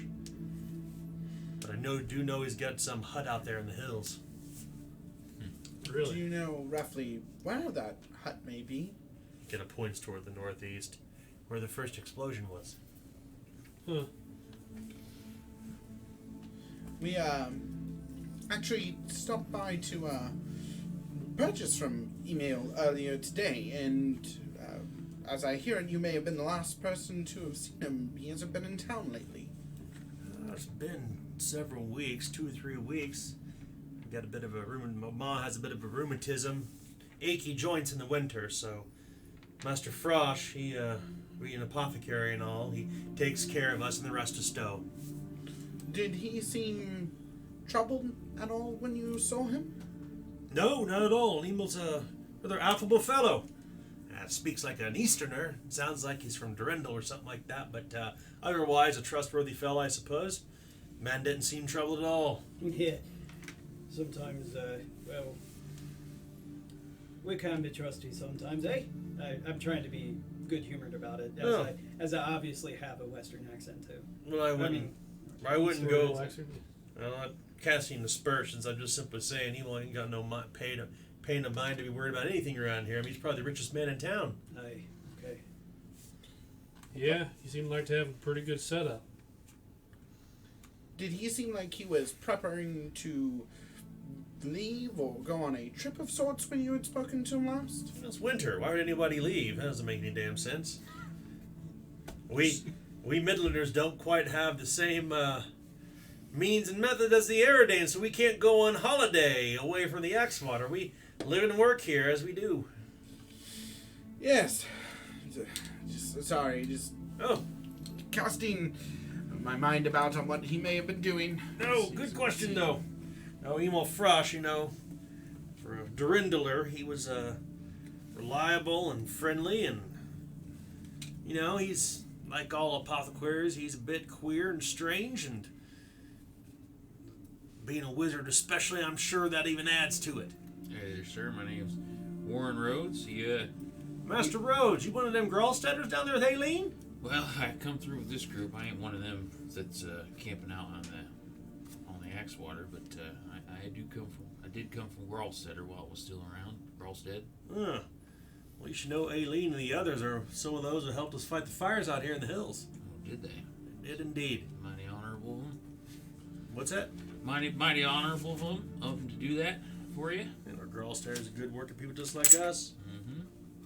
Say, when me and a friend here was we come through here this morning on a ride, and we heard a loud animal roaring or something. You know anything about that? Any like Might have bears been in a the woods or bear or anything something like that. Maybe a wolf. You'll need to charm him to get this out of him. Go ahead and make a charm test. Okay. What is your social class? Lowborn. Lowborn. Perfect. And you're gonna assist? No, I don't know. Can you I don't try? have I don't charm. Okay. Lisa could assist, but I don't know what I she'd do not say to have- this man. Yeah. I do not have charm skill, but I'll go ahead and take it. So it'll be routine. Routine. Okay, so that's 46. And I rolled an 8. Success.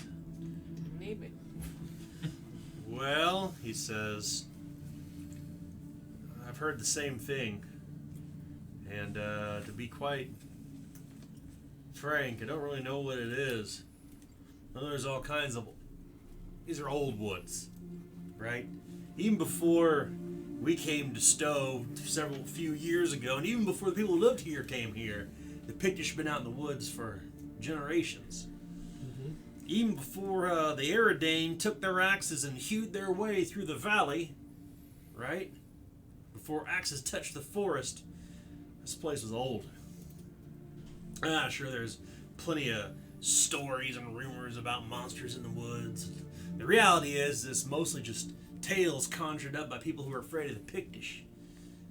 But there's some old things out in them woods, and I'm not one going to ask about questions or speculate what I can't see with my own 2 eyes.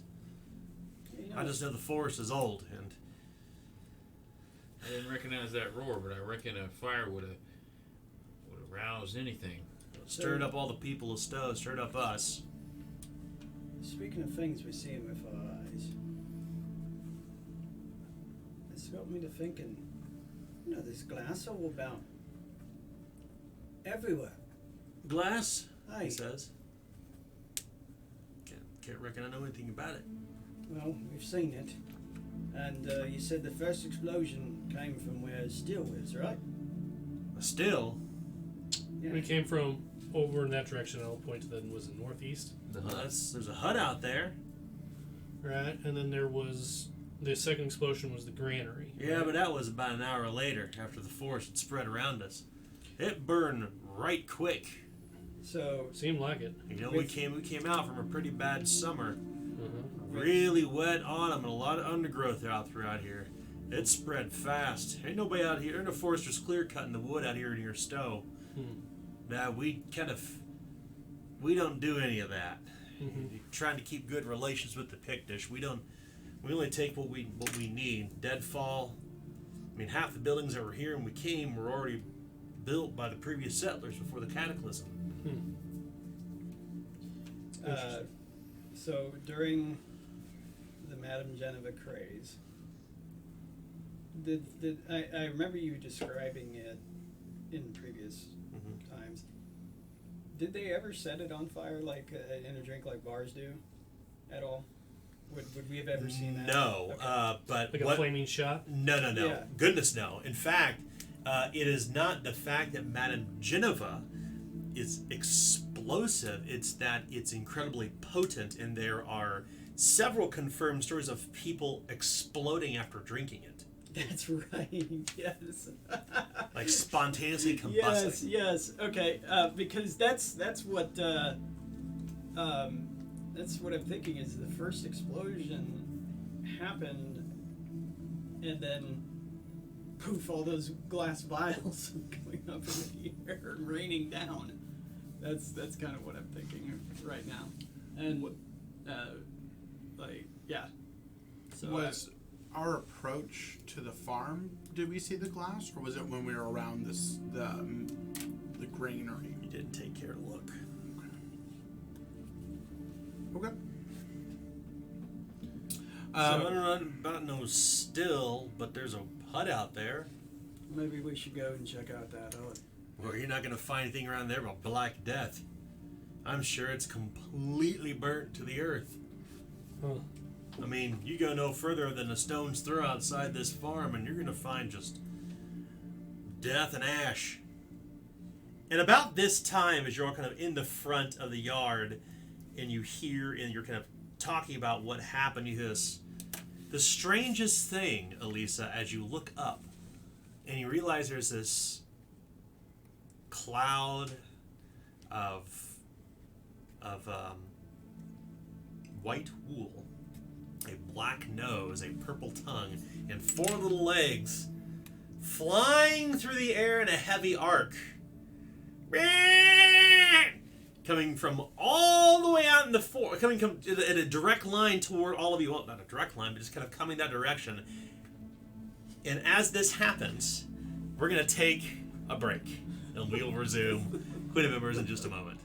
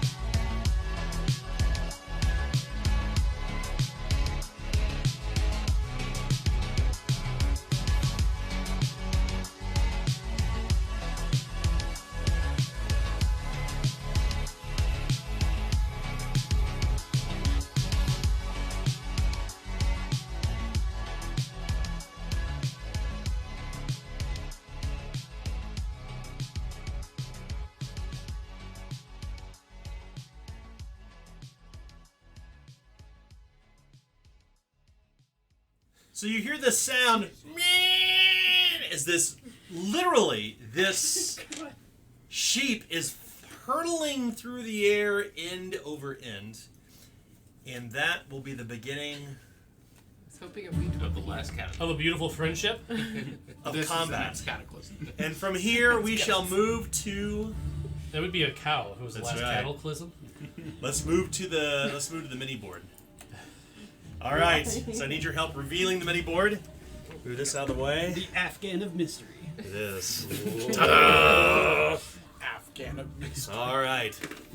First game of the new year. As the battle board is. Gotta Guys, start, it's a Reveal. bison. gotta start it off with a bang. That's right. So we gotta get a picture Or of a this. splat. Okay. I think it's on camera. So, here's what you see. We're all gonna die. We know the figures from before who are our player characters. So we have Harper, Yep. Warren, Eugene. Banneker's not here. So which one's which one? Lisa's the white one. Yeah, Lisa's up. So yeah, Lisa's the only one not nearby. But that leaves Warren, Terwin. Terwin, Eugene, and Harper. Sheep, I assume. And a sheep flying through the air as it comes hurtling toward the three of you, or the four of you. The four of you who are here, where this sheep is, need to make a challenging coordination test. So I'm good. Oh no.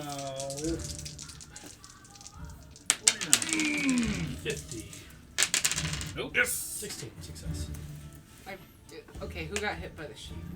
Yeah, dude. I'm good. I'm Out super of 29, I got a 21. So who failed? Both Warren and Terwin are knocked to the ground. So, oh, intriguing. As you're both knocked prone on the ground, and you suffer one from surprise and one from getting hit by the sheep. These things happen. Wait. Yeah. I am going, because this is a surprise, I'm going to use Danger Sense and spend a fortune point to avoid it. Okay. Fortune point? Yeah. I'll take that misfortune point. Do. I'm loving it. So, alright, so fortunately Terwin is not struck, but Warren is. And as you're hit by the sheep, you suffer 8 damage. And you're knocked off your feet. Bam! And as the sheep hits the ground, it kind of goes thud, and there's just blood spack out of its mouth. And as you look across the field, you can see just outside of course, all the fences around this farmhouse, where you can see that from here, right here is where Harold is standing. You can see a number of sheep that were grazing around this large tree. And anywhere you can see these little raven figures is where the trees are on the farmhouse, just to kind of indicate. Okay. But you can see all these sheep grazing. And this huge boar that must be 9 feet at its shoulder and 12 feet at its tail is badly burnt, charred black, and bleeding as if it was exposed to the fires. And it is steadily working its way through the sheep as its tusks gore another sheep and fling it in the opposite direction as it moves forward. A sheep crashes somewhere in the nearby trees, landing amid the branches. Now, I will indicate real quickly above board what this board represents.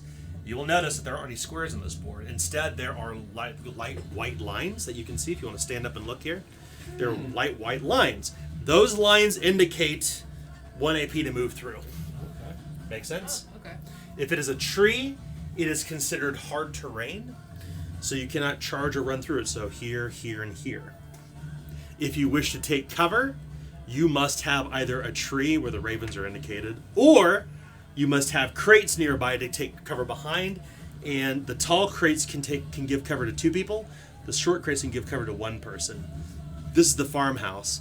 This, of course, is the fencing that kind of is a pathway to and from the Mueller farmhouse. So you can see here. Makes sense so far? Mm-hmm. Warren Rhodes, what are you going to do? Dust off myself, stand up. Okay, so that's 2 AP unless you have rank coordination. I do. Okay, so it's 1 AP to hop up. You come to your feet and your senses, and you look over at this poor sheep that must have literally just been lobbed through the air whenever this large, huge, as you know it as, a barrel-bellied orc, an elder one at that, throws it through the air and it crashes as another one goes flying through the air and catches in a nearby tree about 20 feet up as it's literally making its way toward the farmhouse. Enraged, burnt, charred black and bleeding, this creature is already moderately wounded. What will you do? Draw my hunting bow. Okay, that's 1 AP to draw the bow, 1 AP to load. And will you be done? Yeah. Okay. Eugene Thornberry, it is your turn. Good heavens. Gentlemen, what should we do? And I'm going to draw my rapier and bank. Kill that crazy thing. Draw 1 and bank 2. Okay. That will bring us to the barrel-bellied orc. It is huge. It stands as tall as Matthew. It is twice as long and 3 times as wide. This thing it's about as big as you can imagine a bison would be, with these huge tusks that are literally, one of them is broken, and the other one is charred black. And the creature is squealing in anguish and in anger. The same sound the 2 of you heard out in the forest as it's making its way toward the farmhouse. Another one of the sheep are gored on the end of its tusk, and its legs kind of wiggle off of it as it's been stuck through the belly, and it kind of like shakes it back and forth, and it's stuck on the end of its tusk as the thing is making its way toward the Mueller farmhouse. That now brings us to Elisa. What will you do? Elisa is going to draw her bow, also put an arrow on it. Okay, so that's 1 AP to draw, And then 1 AP she's- to load. And then she's going to step the 1 AP. Do you want me to keep the putty? With No, her? you can move the putty now. I just put it down so to hold the figures in place when we did the big reveal. She is going to step to this spot. So well, actually, can I see it from the spot I'm in? You absolutely can. What is the range on that? Is it within my first range? We'll say each of these represent about 5 yards. Okay. But you get a giant tree in your way, so you can't get a clear shot on it from here. You'd have to do some fancy firing through the tree to reach it. You can still try. You I have might to- as well You try. have to do a daily script. Sideways, that's right. Sideways, Dalish grip. Yeah, let's go for Then you it. get the arrowbender. See? The last arrowbender. Do the thing where you turn the That's my strings next to put a curve on it. That's right. That's my next profession. So let's. So you're going to fire. I'm gonna attempt it. Oof. It is 5, 10, 15 yards away. My perception bonus is 7, so I have 16 in my short distance. Perfect. So it is going to be a hard test. Hard. So 52 for simple ranged. So 20, so 32 attempt. 43 will not quite do it. Okay. The arrow strikes a nearby tree, catching in the leaves, and you hear the arrow snap right through here. And that is my 3. Okay, Terwin, it's your turn. We need to stop it before it reaches the house. It's gonna crash into it. Everybody, draw your weapons and fire on it. I'm gonna see if I can put myself in the way. God's blast it. As I'm going to attempt to make an inspiring word. Okay. What is your current damage condition track? My current damage condition track is unharmed. It's routine. Routine leadership will make it 68%. And a 26 will succeed. Nice.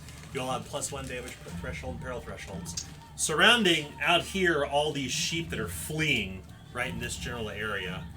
But we're looking directly where the barrel-bellied orc is. It is right here. It just gored this sheep. So, what will you do now? I will draw my sword and shield. 1 AP. Ching ching. You're armed. And I'll look to the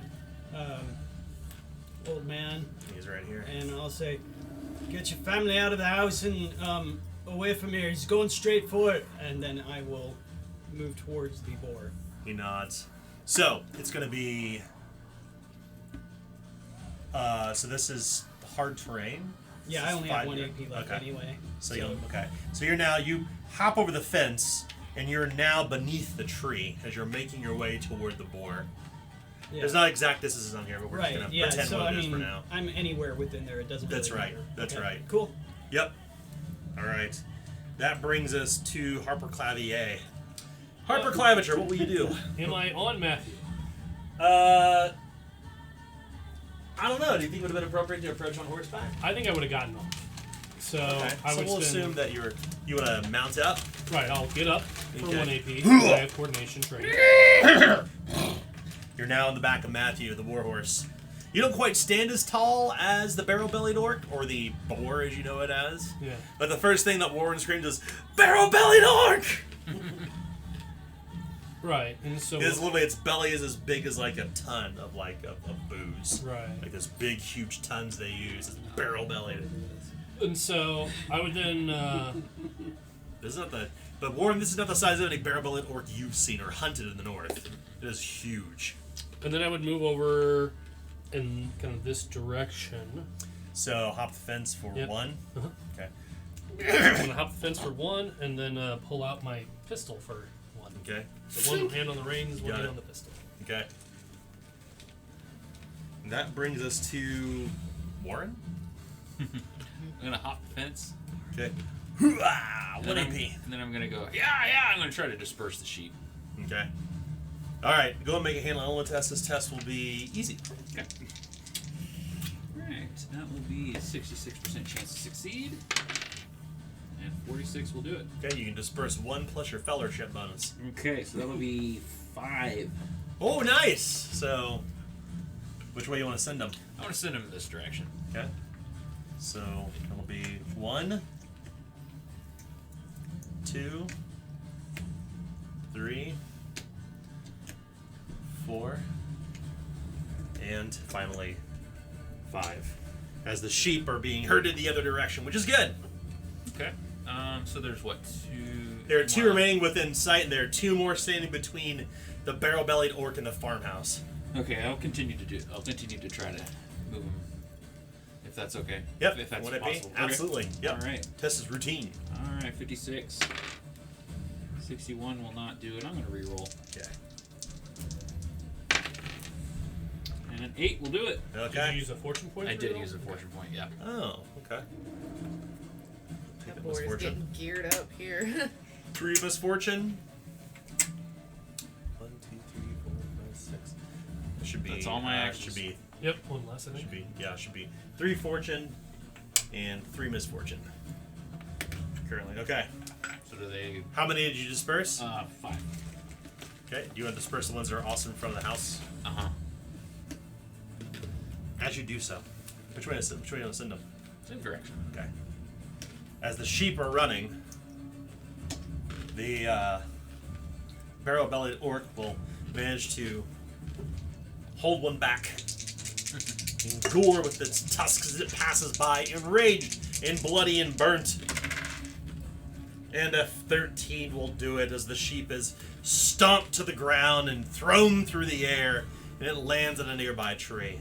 Only one has gotten away, and that now means the Mueller household. There's no sheep to stop it from crashing through. Eugene, what will you do? I'm gonna hop the fence for my first AP. Okay. Ha! I will then, as I pass her, when Is there a plan? And I'm going to spend my other 2 AP to move over 1 more. You're not gonna like it. Yep. Here or here? No. Here. You're not Okay. gonna like it. We need to stop it from crashing in the house. It's the only place they've got. Oh. Alright, well, with that then, instead I will move this way. Not into its square, but... You are in its threat range. Oh. Yeah, these are threat ranges. We don't have distinct Isn't grids. No. No, what I'm Once you- saying, into this one? Isn't that... Oh, you can absolutely do that. Yes. Yeah, I'll do that one instead. Okay. That means you're just about a few yards away from it. Yep. Okay. I'm scared. Yeah, I would be too. Eugene, ha! Puts itself in the way, and then the barrel-bellied orc on its turn, Oh boy. Gorge. as it comes down. Imagine how tall you are. Yeah. Imagine if its nose reached the top of the ceiling. Yeah. Its maw is massive with these ragged-looking teeth and molars, and its tusk is about the length of an arm, about 4 feet long. And it's storming toward you, enraged, and you can see anguish and pain in its eyes. I And panic. it smells of blood. I panic. Ah! I proceed to piss There's an myself. 80% chance to strike. Oh god. Oh my god! Crinkle Bell, Screw it come up on, right Crinkle here. Bell. Move this one out of the way. 'Cause he's 88. already been. 88. 88. It's a 29. That's not an Do 88. you want to attempt to parry? With what AP? Well, yeah, I mean, it costs me 1 to jump the fence and 2 to move out of the foliage, Or you doesn't can it? use a fortune point to parry. What's your call? I think I will. I'm burning fortune point to try and parry. As I'll bring my... Okay. Now I have 4 misfortune. You have 2 fortune remaining. I'm gonna use my lantern shield to try and parry that blow. All right. That's gonna be arduous. Boy. You raise your shield. Fail, 68. Okay. Ugh! It's 2d6 plus 10.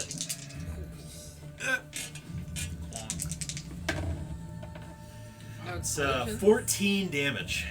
I just died and you practically. I am moderately wounded. As you fail to parry, its great molars chomp out for an opportunity attack.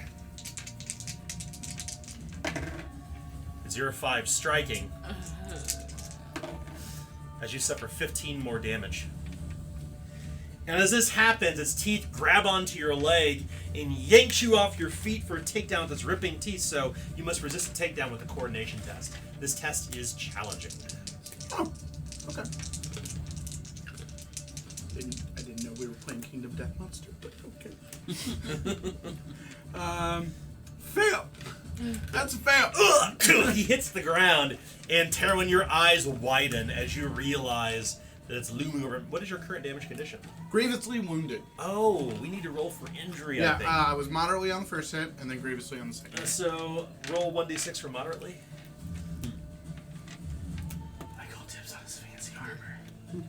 No injury. Okay, roll 3d6 for grievously. I would like to be buried in. Actually, my stuff you guys would already be. Oh, and it's vicious, so I'd make it 46. You get a 6? I'll have an injury, please. I mean, you'll be dead As- in a war night. I don't care. As Eugene stands bravely between the Mueller house and the great boar, he's taken off his feet in several blows, and he is the lone person who stands between him and the boar crashing through and killing the Muellers. You may take, and we will do this as we would normally. You shall take over here. Don't look at Oh boy. So how much damage did you suffer total? How much damage You're have I showing. suffered? Yeah. Yeah, you're showing. I looked away. I looked away when I saw you showing me. There's like, Which 2 one steps do you and then 2 want? steps. Choose a misfortune. Choose a grievous injury. Not that one! No, that's too late. Oh god, I was right. this is so bad. What happens? What happens? Yeah, it bites my leg off. I have a butchered leg. So fully recuperated, I cannot move as the pain I'm in. Gee, I wonder what's causing that pain. I must undergo a successful surgery or suffer the consequences. Once a butchered leg has undergone a failed surgery, you gain the veteran's leg drawback. So would you like to avoid that injury with a fate point, or would you simply accept the injury right now. Do the gods think you should keep your leg? How many fate points do you have left? 1. Oh, you should just take the injury, no! Well- You just started the game! I know. 4 sessions in.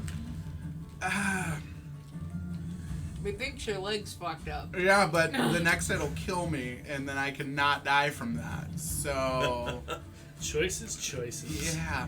Having a missing leg isn't that bad. I mean, I've seen plenty of people missing legs. They get about with their Tell life. us So- what does everybody see? Like, what are they seeing? So Eugene hears Turman say, "We need to put ourselves in between it and the building," and he nods and he goes pale at the mere thought of it, and he doesn't want to move directly at it. So he's kind of skirts to the side, hoping like maybe it will eat one of the main sheep at its feet. And it doesn't, and instead it just runs him down, and he I think the last thing going through his mind is he's terrified, and so you guys maybe hear him call out for Hexen's turn to save him, just something to intervene. And then so like going through his mind is just this boar as he brings the shield up to block, and then the tusk comes underneath and gores into him, and then it bites his leg and it rips him back and forth and throws him to the ground with that. And he hits the ground and his leg is bone sticking out from it. And he's panicking and he's starting to hyperventilate. He's freaking out. And he's calling and he's thinking maybe he earned this after what he did to that fanatic. He's thinking maybe this is like the wheel coming round on him. He's starting to panic. All right, so it is now Elisa's turn. Ooh boy. There's not much I can do. Would it help spur your memory if I push my innards back in? If you could. Your first arrow misses its mark, and the elder boar, bloodied and enraged, in an incredible pain, moderately wounded as it is still making its way toward the Muller farmhouse. Still not gonna be able to shoot for shit. If I was to crawl up on that crate, would that negate the trees at all, or no? No. But you took 2 steps forward over here, or within the tree's range, it wouldn't be as difficult. Yeah, but I have to Spend 2 redraw my AP, or redraw my bow. Because I know I can't move. Would you like that back You in the don't need deck to so somebody redraw else the can get it? I bow. wrote You down need the to injury. just Okay. load it. Right, but that's 1 AP, and then I'd have to do 2 to move. Oh, it takes 2 to get over there? Yeah. Oh, I From see. where I'm at, yeah. I started further away than She you is guys. here. Yep. She has to move to the tree. She either go load and move to the tree. Alright, She we're load gonna the tree here. load, aim, fire. Okay. Hope for the best, I guess. You load your weapon. You aim your weapon and For you 1 AP, fire and I for a. It was hard before. Yes. This will be challenging now. Alright, so my range is 52, plus 10 for aim, so 62, minus 10 for challenging, so 52. 71 won't do it. The arrow Reroll. flies through the air. I don't and think it's worth it. Yeah, I mean, I got a 52, but I don't think it's worth it. Unfortunately, you were not successful as the arrow does not strike. I can't charm this thing. So, As I this see is all that, y'all. I'll shout out, Elisa, close the distance a bit at a time, in between each shot. Terwin, it's your turn. I will. That to me that looks like 1 AP to move up there through the tree and all that. Most simple. Where are you at here? Yeah, it'd just be 1 to here or 1 to there. Yeah, I'll go 1 to there. In the same. Into spot. here or into here? Second here. Okay, so over by. Yes. Standing bravely over Eugene. So that's 1 AP, and I will aim, and I will strike towards the barrel. What do you call it? Barrel-bellied orc. Okay. Well, it is an easy task because it's big. Okay. One of you may say it's large. larger than His name is Dar. Yeah. All right, so this will be easy. It'll be 80%. And a 54 will succeed. All right, you strike. One off. Okay, I would like to use my shield slam talent. When I use a shield, my main hand gains the powerful quality, Nice. and I will push it back. All right, Stay here. you. I grasp at my mangled leg and I, yes, I think I will.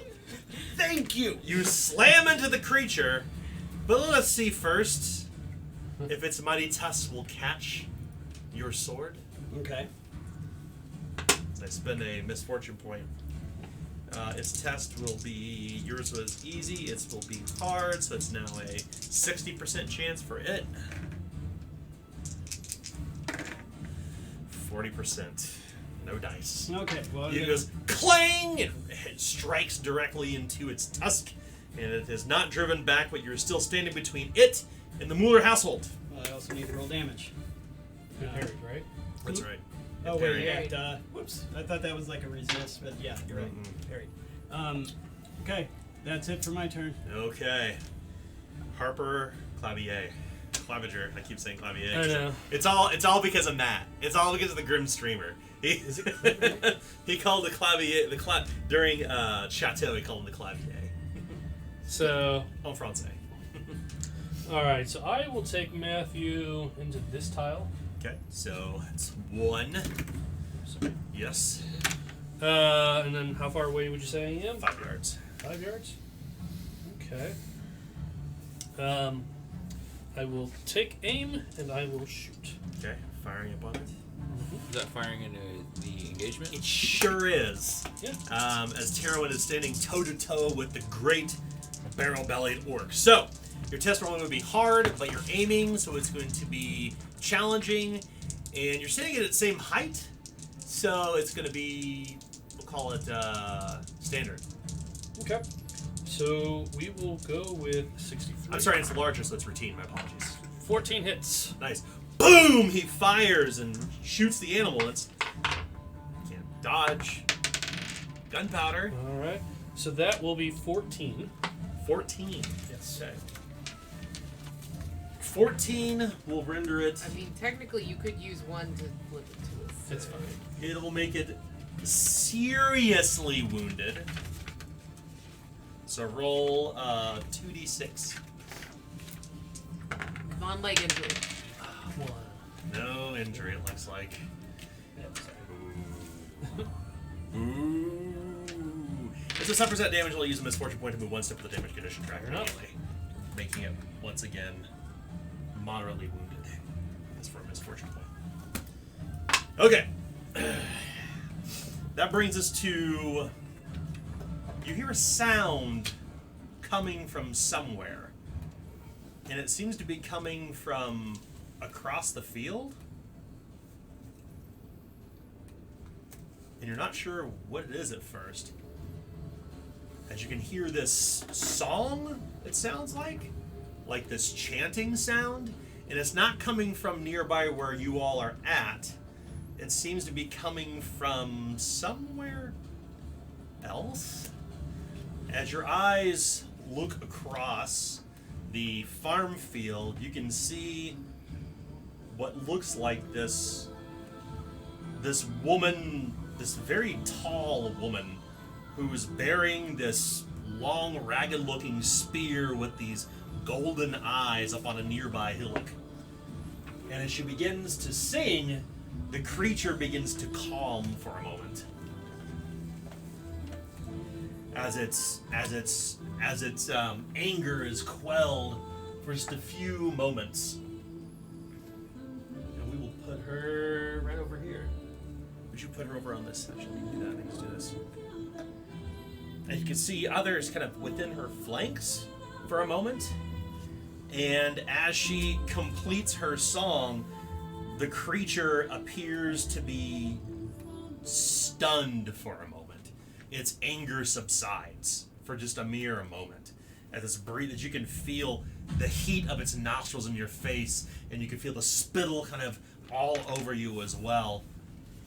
As it kind of is heating like breathing heavily. Its nose kind of turns to the air, and it kind of gives this slight groaning sound, uncertain what to do, as it is now left. It is now stunned and defenseless. Warren, what will you do? All right. Well. Warren, get Eugene out of here.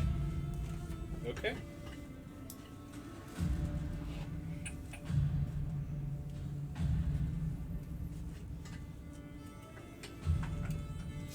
What are you gonna do?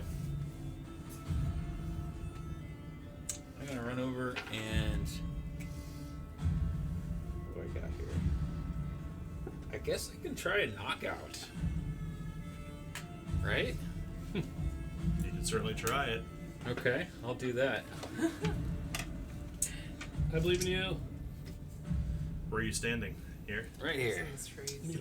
You come across toward it. You see its big, flat, black nostrils.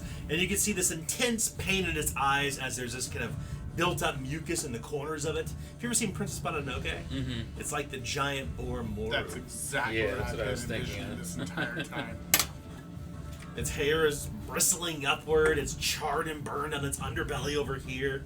You approach it, you double up your fist, and you swing toward it to try to knock it out, and this will be a hard. I wasn't gonna just punch it. I was gonna. I wanted to pull out my bullwhip and like try to grab its horn and then like yank it down towards the ground. Oh, okay. Great. All right. Will AP to draw your whip? Okay. And you're going to strike it, the melee attack. Mm-hmm. Okay. It's going to be a routine test. Okay. So that'll be a 68% chance to succeed. And a 22 will hit.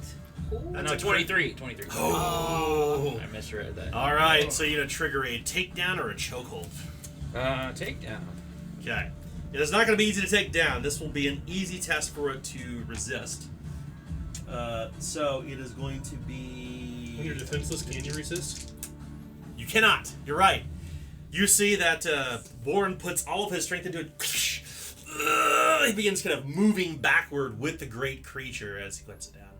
He begins moving back with the creature, kind of pulling at the whip until the creature comes to a solid thud to the ground as he brings it down, moderately wounded as it is, and has been taken off of its feet. As this happens, do you have any more AP left? What was that? To move and then Draw your attack? whip and then attack. Attack, okay, So yeah. it'll be 3 on it.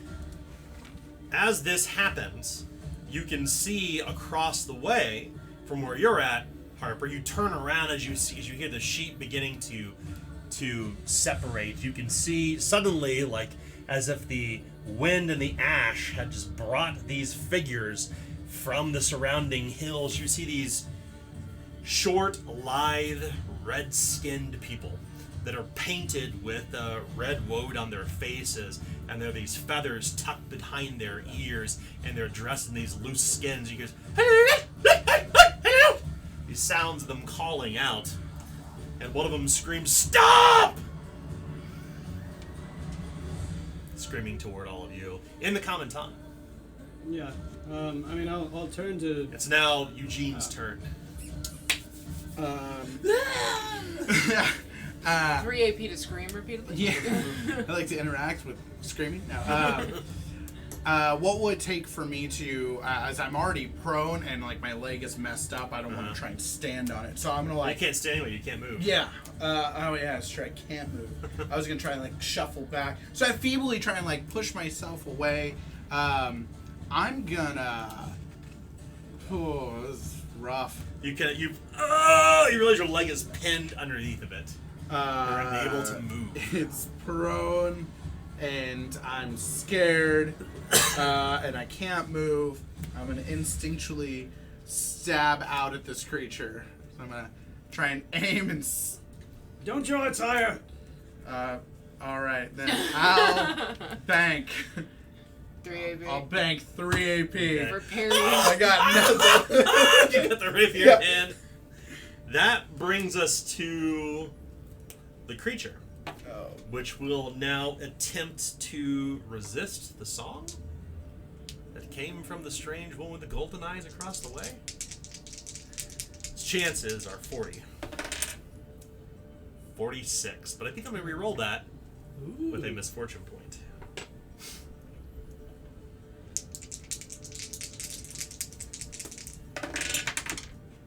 39. I can't even make that up.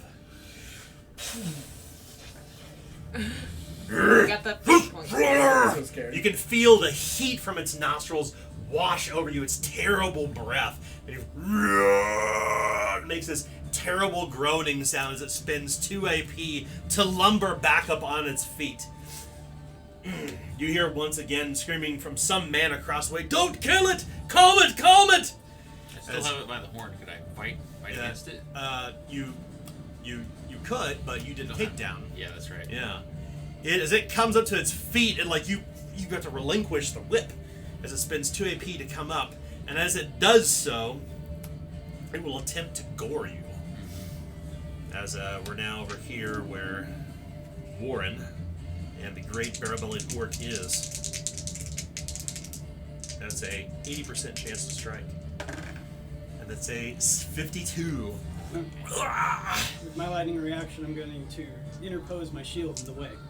With your man-at-arms With ability? my man-at-arms ability, Okay. yes. Alright, your parry is going to be challenging. Challenging, that will be 50%.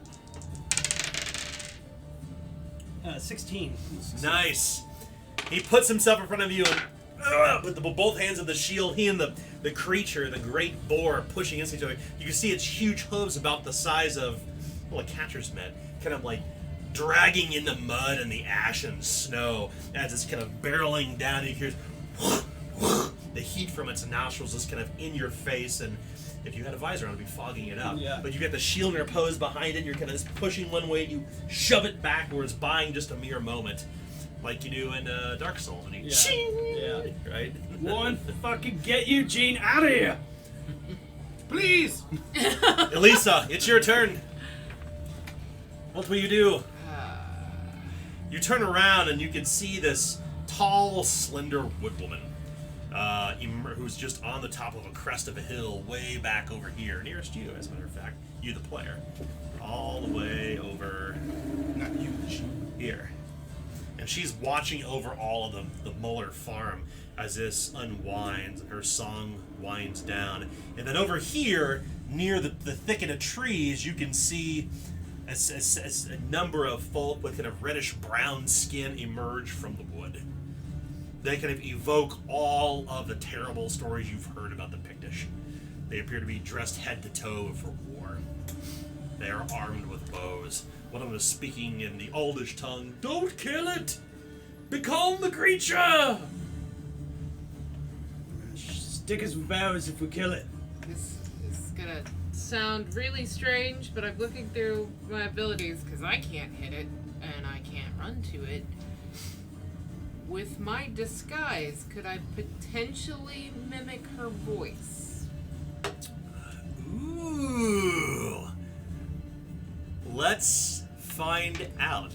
Okay. Let me try. One moment.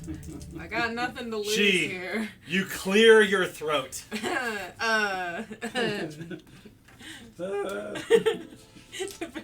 I critically fail completely. She will. I'll attempt it. I So know one it moment. worked. One moment.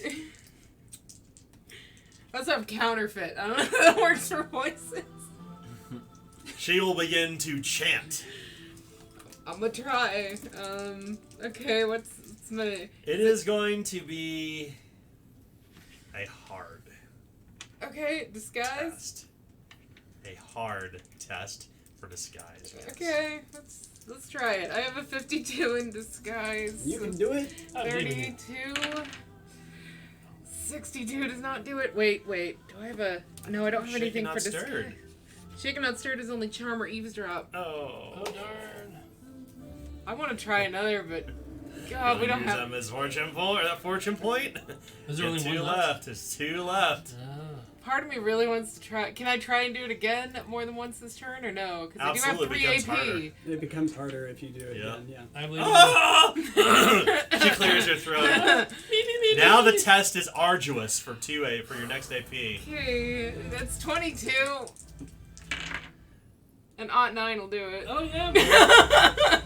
She begins to share in the same words as this woman on the hill. She calls forth that it's like Swedish chef version Yeah. of trying to repeat Well, it's language. pitch, at this it's point. pitch perfect. It's not. It's the exact words. It's not quite the. It's not the same pitch, but it's the same words that she chants. And suddenly, the great monster, the barrel-bellied orc, is stunned and defenseless. You have 1 AP left.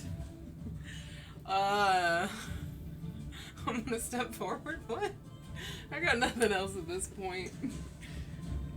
If I gotta aim, at least I'm closer. All right, you move forward. The creature is stunned and left defenseless. Terwin, what will you do? I'm going to pivot, or I'm going to try and pivot around so that the boar is facing me, and I'm going to try and draw its ire. Like, well, not ire, but attention. Yes. So that, Grab Eugene. Me and So you want to take it off? You want to take it off of Warren? yes, I want it to focus on me. All right, make a warfare test. Okay. You're gonna rile this beast up. It's gonna be a routine test. You pull the shield back from its great tusk, as you can see bits of splinter pull off of it. And, You're banging your sword against your shield. You're poking prod it with your sword. You're feinting toward it with your shield, trying to get its attention off of Warren. yeah. It's a 1 AP. Okay, warfare. This will be, what was the difficulty? Routine. Routine, this will be 63. 19 will succeed. Okay. He begins drawing it backwards. As you're and it's kind of stops for a moment as its attentions have been drawn by the voice. And it's kind of looking toward you, sniffing toward the air. It groans and moans in intense pain, bleeding, charred and burnt. The creature's eyes show anguish and pain. The heat of its breath across your face. You've got its attention. What are you going to do? Okay. Then I'm going to just bank all of my AP. The remainder? Yeah. 2? Yeah. All right. As I'm just gonna look at it straight in the eyes, and I'll even like put my sword down, Okay. like holding it down so it's not a threat, and keep my shield up. Okay. Fair enough. All right. So that will bring us now to Harper. All right, Warren, let's hogtie this thing. As I want to basically holster my gun and take my lasso off my hip, and then I will load it for 2 AP. Okay. Go ahead and roll an easy, simple melee attack. Or is it range, rather? It's a Simple range? it's simple range, yes. Simple range? Okay. Yep. Roll easy test. Easy. All right, 83. That's 24 success. Okay. You managed to rope it up. You've got it held now. And that provokes, what do you want to use, chokehold or takedown? We'll do takedown. Takedown? Okay. It's going to attempt to resist. Can't Yeah. with it being stunned from. Defense- Try its defenses, my apologies. So, Ah. you pull and you manage to grab its leg, kind of falls Right. to the ground up on its great belly. Tie it up, Warren, tie it up! That brings us to the woman across the way. And as you turn about to watch for her, Elisa, she's gone. Not really sure where she's at. Warren? What are you going to do? Can I tie it up? Sure, you can try. Okay. Clamber on tie. top of it and try getting the thing tied. Okay, I'll try to do that then. Okay. Warren comes up to it, kind of shouldering into it with all of his might, trying to turn it over first. Well, it's already knocked down. Turn it over to hog tie it onto its belly up. Right? To try it belly up, you're going to need to make a successful, challenging athletics test. Okay. Alright, He so puts that'll his feet into the be- mud and muck is he's kind of trying to shove it over. That'll be a 41. And 33. Whoa!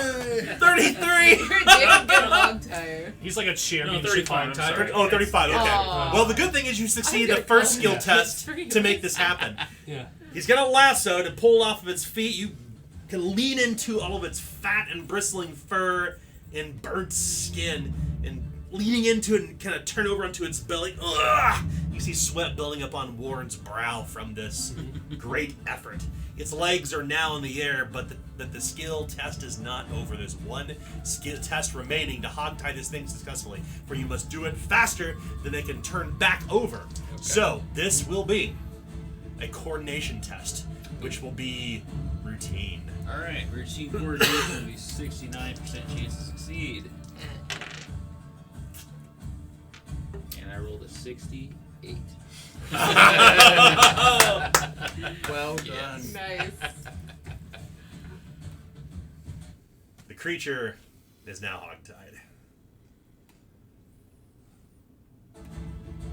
Which is good, because that means it will no longer pose a threat.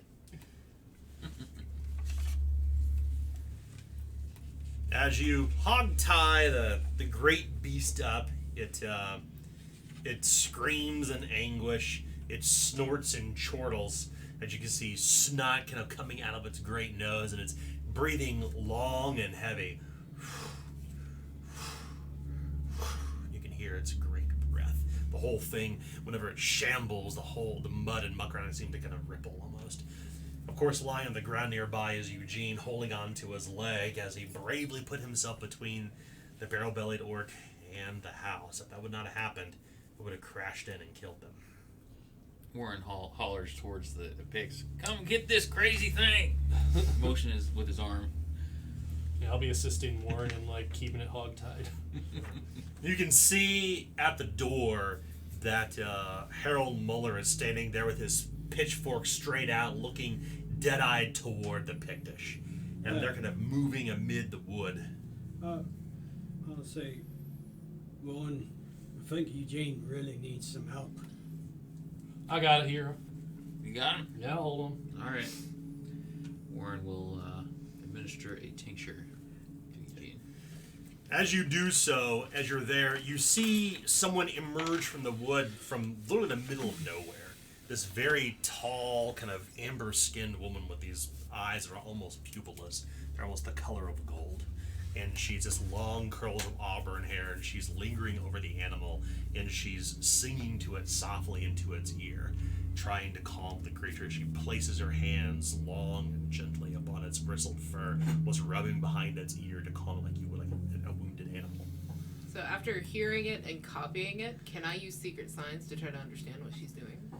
I just explained what she's doing. So Well, yes, okay, but like the answer is yes. what she's actually saying. Well, clearly it's some sort of strange incantation. She's trying to literally calm the beast as she's telling it in her words, telling it to return to the forest, return to your home, return to the burrow where everything is no longer warm.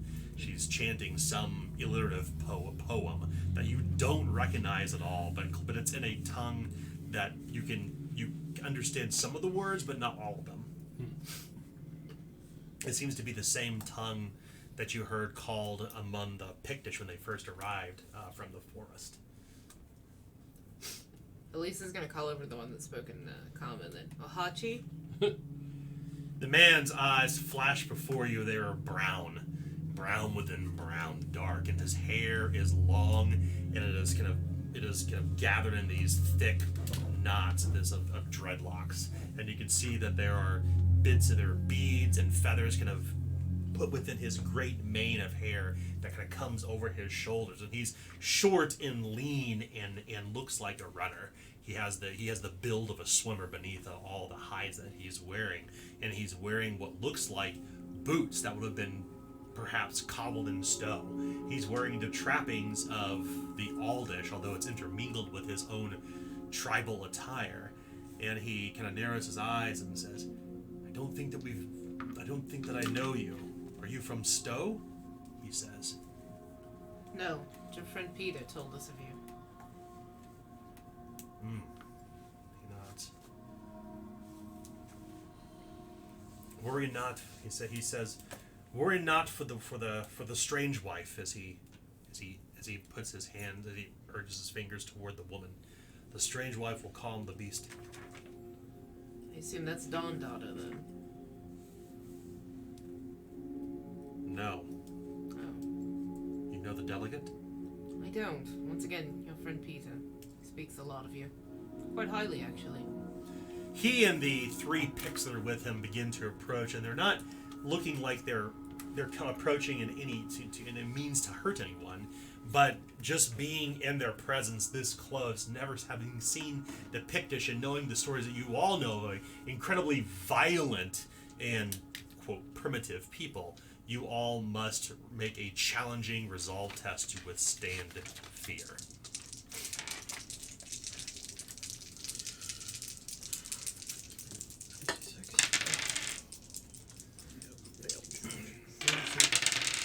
I'm good. 54.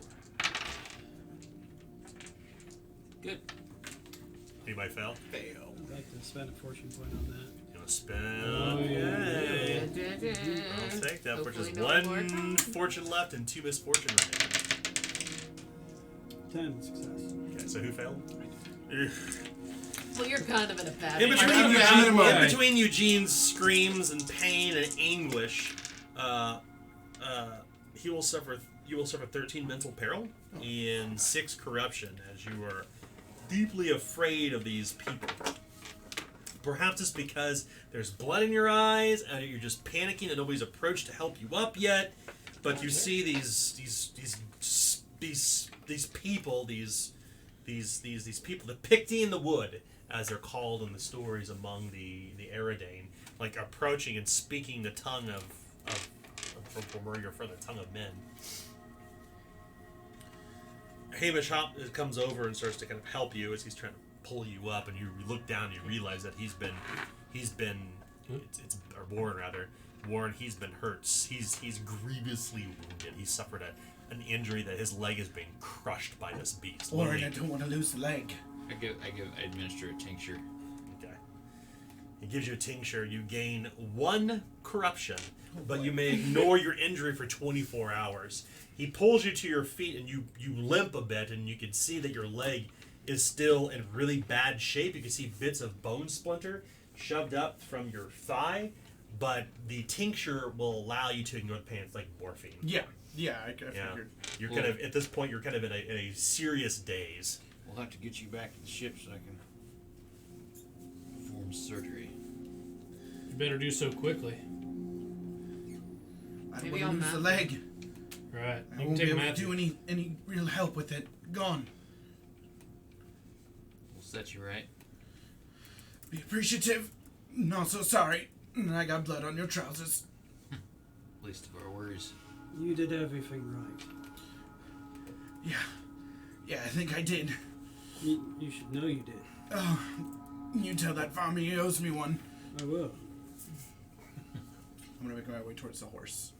What's that? I'm gonna make my way towards the horse. Okay. I mean, unless the missus has anything that can help. Does she have any clean clothes, clean water, anything? Wouldn't do surgery here. All I know is something that bad's got to get taken care of quick. I'm gonna sheath my sword, I'm sure they have but an area. I'm not for you. putting the shield away. Okay. And I'm gonna come forward to. Now, the woman is still talking to the boar, right?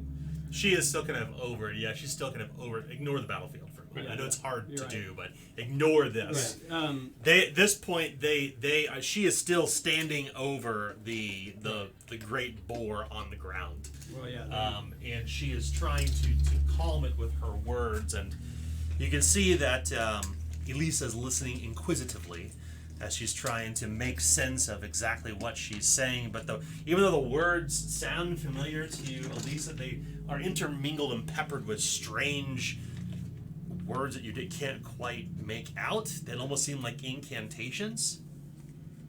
They seem odd and unworldly, otherworldly, I should say.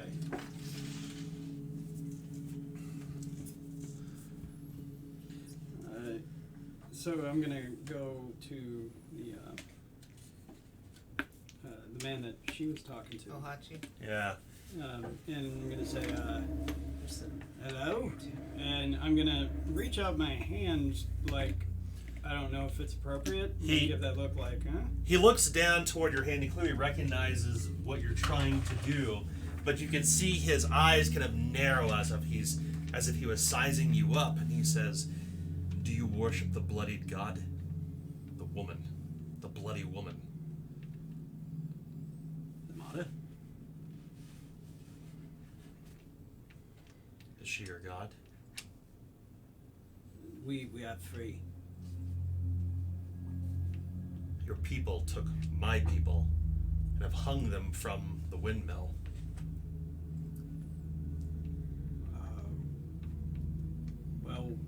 Don't know anything about that. We're trying to figure it out. We're not from Stowe. He looks toward you. Do you wear anything red?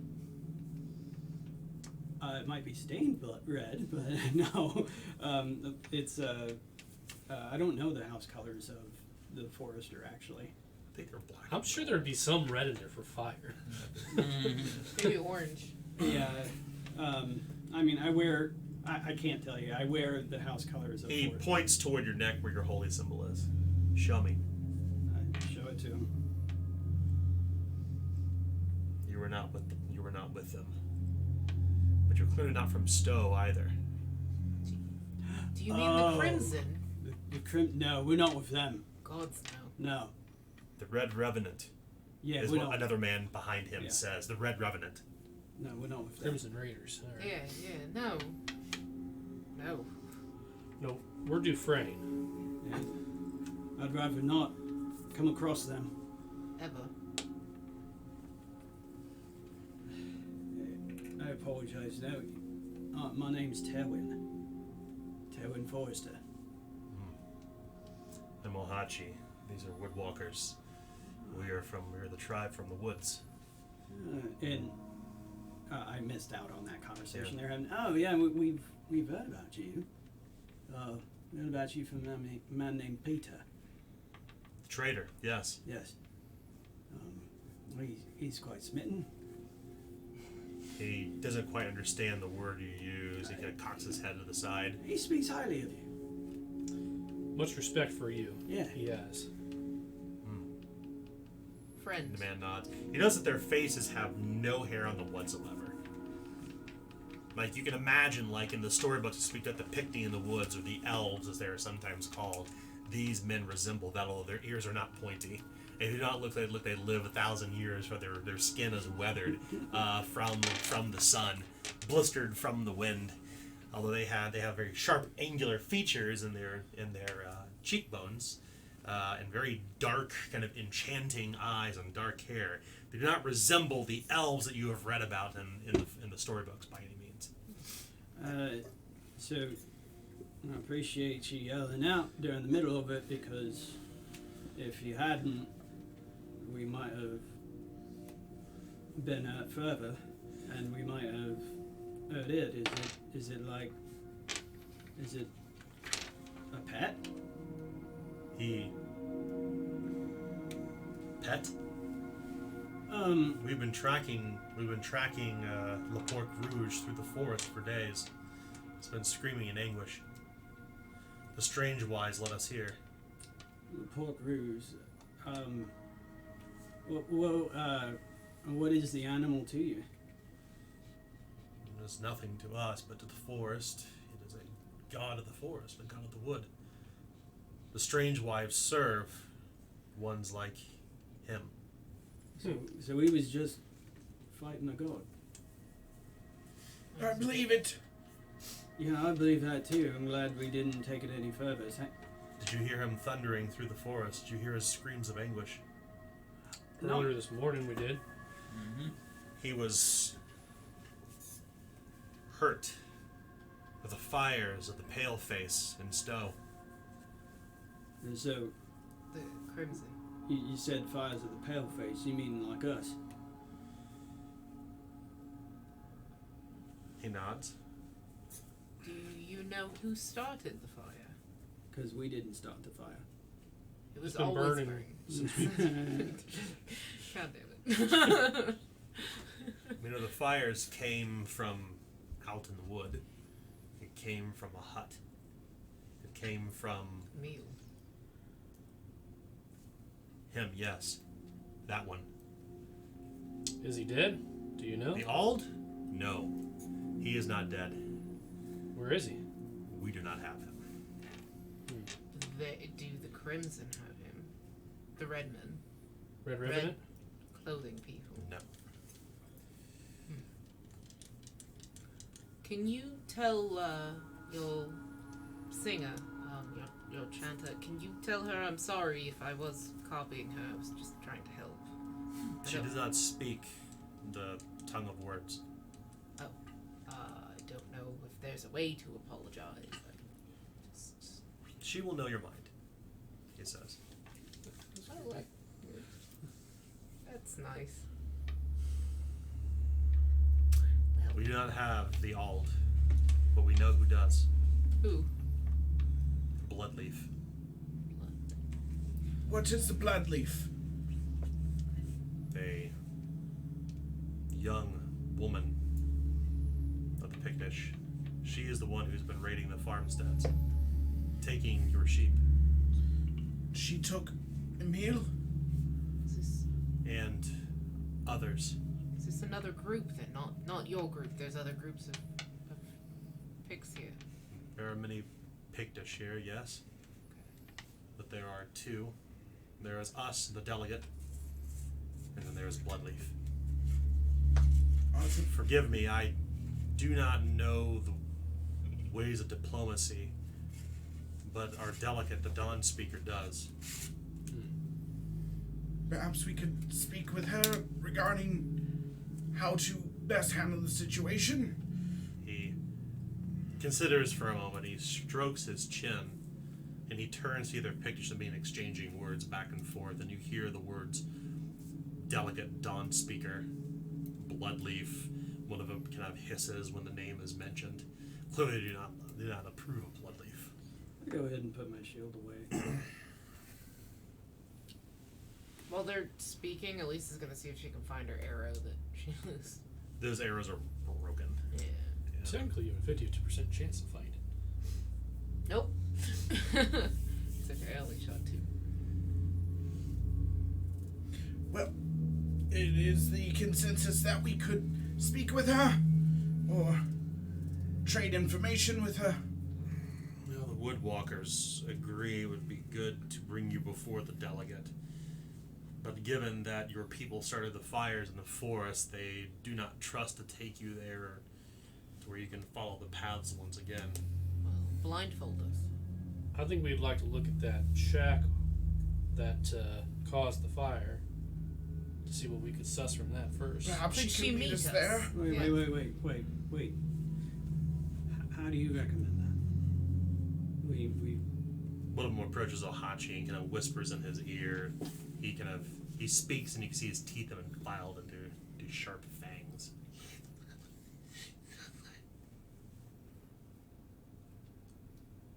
We will take your weapons and we'll take you there, but you will be blindfolded. Vault. Your animals must remain behind. I mean, Could we do this in another day so that we can take care of our friend here? He is badly wounded. At this point, I'm pulling my belt off to tourniquet my leg. The Dawn Speaker can treat your wounds, treat your injury. then all the more reason we should go there. Can we bring just the horse then? No I would not animals. like to walk. No animals, one of the men says. They can smell their way back. They will know the trail. Ohachi kind of puts his hand out, calming one of the Pictish people who clearly speak your tongue. I'd like to just take a moment to try and put this in your all's mind that if a group of Pictish came to Durendal and was in the middle of Durendal, don't you think we'd be acting the same? The delegate has been to Durendal, Ohachi says. She speaks with your Parents. speaker. The woman with the golden crown. Yeah, but I mean, like, I'm not the delegate for the rental. You know, I'm an ordinary person. I'm trying to explain it to them that this. I mean, this may be one of the first times I actually agree to giving up my weapon. I'm fine with giving up a weapon. You need to for now. You It's need, the horse I want to keep. I've never wanted to keep Matthew around so bad. well, we'll carry you. Oh, well, that would be lovely. You can walk just fine. Oh, thanks. You can lean Warren, on I me. take back all the nice things I said about you. You can lean on me. When you're not strong, it's fine. I'll help Be you my out now man. that I got a leg up on you. So, You can. Him. Yep. Sure.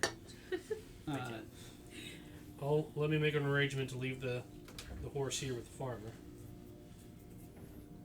We can take you before the delegate. Ohachi says that's probably best. all right. We can leave our weapons here then with the old man. I think he would keep them well. I believe they said they would take care of them for us. Yeah, and should the Red Revenant somehow come through when we're there, it'd be good to have our weapons with us. That's true. Well, at least Matthew can stay in there, I'm sure. Yeah, so I would much rather go with the weapons, even if we're not holding them. I'm not much use with a weapon, we've seen, so I'm not the best judge of this. You're a spy. You do just fine with a weapon for a spy. Looks at Ohachi, sees if he can figure out what that word means. What word? Spy. He doesn't seem to understand. You're speaking too fast for him to really kind of collect what you're saying. Right. Well, still, then I suppose we hand them these. And Elisa takes her hunting bow off. Okay. As well as her baseline. Yeah. Baseline. I was like, what's a baseline? Maisland. Will Like, everybody Mm-hmm. give up all their weapons? Yes. yeah, I'm not gonna hold out. Yeah. Any of you want to hold out? I'm tempted, because I don't think they know what a gun is, but sure, I'll hand it over. Okay. I do have One of them, baseline, which is my as you hand the wand to them, they take it gingerly with both hands and they wrap it quickly inside one of the hides that they have and begin placing your weapons in their packs. We will. Yes. Ohachi kind of motions with his hands over his face. It's almost like It's almost like they are kind of. When they speak. They gesticulate with their hands a lot, and their fingers move in different ways too. And especially when Ohachi speaks, when he talks to the others, their speech is not necessarily words, but they're kind of exchanging hand symbols between one another.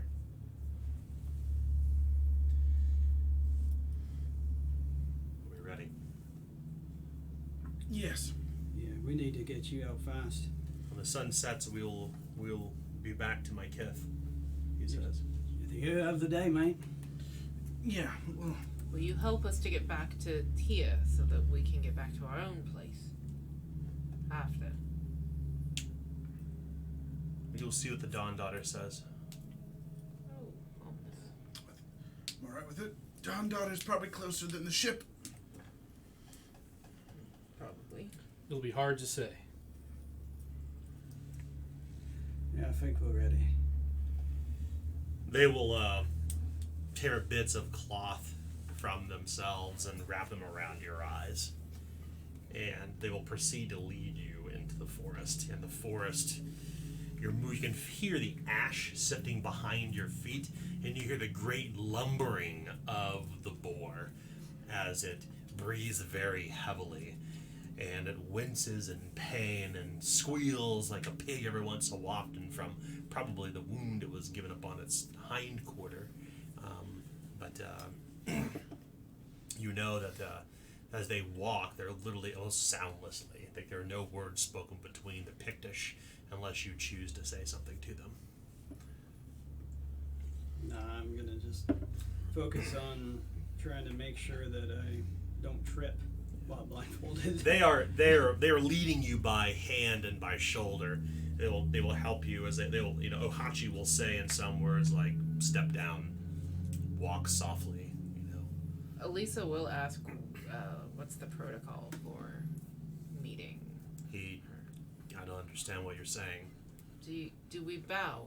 Do we call her something specifically? She's the Dawn Daughter. She is our delegate. Right. How do you treat delegates where you are from? Well, typically we bow and we give them gifts and such, but we have no gifts to give. I have one. Oh? Oh, well, I take that statement back. It is not often that your kind are allowed into the wood, but given the circumstance, I think Dawn Daughter will know what to do best. Watch your step, he says. We're going to walk across water now. Is there anything we should not say or speak of in front of her as honor or courtesy? Why did you ask such a question? Are you intending not to tell the truth? I am not, but I am a person that believes that should you meet someone of high standing, you make sure that you are doing things that make them comfortable. The Dawn Daughter speaks freely to even to both the children and the adults among our kith equally. Right. Make no mistake, I have no problem with telling her everything, but sometimes that's not how it's done for us. You can feel, or you could hear your boots clacking up on a wooden bridge as you're walking over it, and you could hear the running of water, and it's dark out. The taste of ash is still in your throats and nostrils, but it does not seem to be as choking here. As you kind of come about maybe an hour and a half or so, you've been walking blindly through the forest, and you've been limping, of course, on your tinctured leg. You come to a stop, and you can feel the presence of others. And when your blindfolds are removed, you're standing in front of what looks like a very still pool of water, and it's dark out. It's like a pond, and reflected upon the pond are the stars above us, this massive open glade where these trees seem to surround this pond in almost a perfect kind of half crescent circle. And across the pond, you can see a large bonfire where you can see shapes standing. You can remove your blindfolds now. It's too dangerous to walk without being able to see where you're at. One of them strikes a torch. In the darkness, the Pictish look even perhaps more menacing. Like, this is when you see the pictures and stories and penny dreadfuls about the Picti in the woods or the elves. They look like that with what would be horns or pointed ears, but none of them have these. But in the dark and the fleeting shadows and the changing of the light, you can see what would evoke that imagery as you can see them in the dark. Did they have torches when they were leading us through or whatever? Like, could we tell through our blindfolds if they had any source of light? When it became dark, yes. They did, okay. I was just They curious. cannot see in the dark, unlike the stories that you have read. The Picti in the wood. And they're not painted blue like you would expect them to be either. Not painted in woad whatsoever. And they are about a head shorter than the Eridane among you. They stand about 5'6", 5'8". Built very lithe builds and wearing hides, dressed for the wood, of course, or dressed for the season, of course. As you begin to kind of cross around this low marsh around the pond, you kind of walk up on these flat stones across the pond directly. As you walk across the water, up on these wet stones, and you emerge into this Pictish camp, and you can see that there are a number of men, women, and children, not necessarily all who are wearing headdresses or painted as the others were, but they are certainly dressed for warmth, as you can see. These some darker skinned, some reddish skinned, some paler skinned, Pictish people with their children kind of near the fire. You can see that they've erected these very tall, kind of conical-looking tents with these huge stakes spiking toward the sky, and they're very, very large, easily holding 20 or more people inside.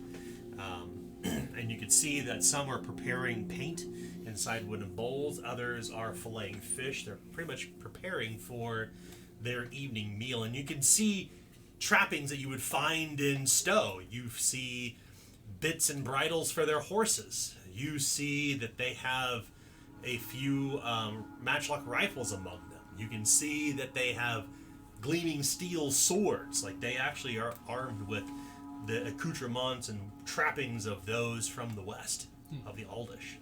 They do not carry primitive wooden spears that are hardened in the fire, or stone-headed arrows that you would expect to find as you'd read in the books, or, primitive-looking paintings of the outsides of their large tents. Instead, the tents are painted with these very clear symbols that seem to almost evoke the imagery you've seen in the Librum before, the Holy Librum. They are not barbarians or primitive in the sense that you would expect them to be whatsoever. They're not walking around barefoot. They're not wearing moccasins or have beads around their neck or anything like that. They have they look almost like Gothic people.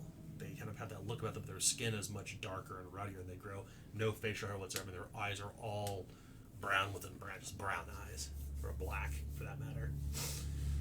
Across the way, across the pond, there's kind of the Pictish kind of Ohachi approaches and speaks to a couple of people, and they kind of spread throughout the camp. And that's when the remainder of the Pictish kith begin to kind of withdraw.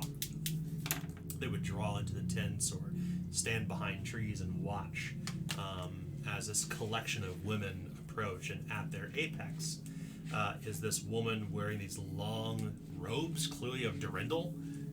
They clearly were not made here, but they're kind of intermingled with this kind of breastplate of bone and wood that's been sewn together and as part of her gown, and her hair is drawn back in a Durindalese castanet and gleams in the moonlight.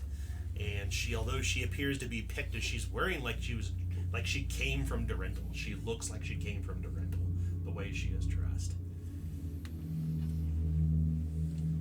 She turns to the collection of women near her, and she begins to speak with her hands to them. Their words do not move, but as she speaks, their eyes widen.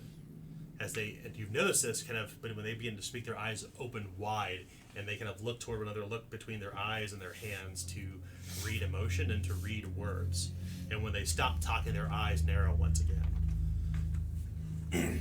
The woman turns toward all of you, and she kind of looks toward you quizzically for a moment. You're the one who pledged yourself before the Baroness's throne, she says with a slight Durindalese accent. You pledged yourself before the throne of the Baroness. Yes, I did. Forgive me, I do not recall your name. Harper Clavinger of the Dufresne. I am Dawn Daughter, as I am known among my clan, or among my kith, she says. I am a delegate to the east, and I am a delegate to the west. It's a great honor to meet you. She's all like bow. That is not necessary here. She gives us a polite smile. Not necessarily that she means to be friendly, but like a polite smile. Mm-hmm. It's clear that she has spent time among the courts of the Eridane and the Ravanians, but there's clearly a lot of her own self still there. I should say, perhaps we should introduce one another.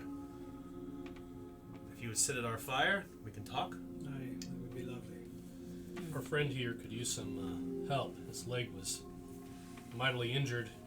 Yes. A god of your forest, apparently. And I somewhat awkwardly bow at her.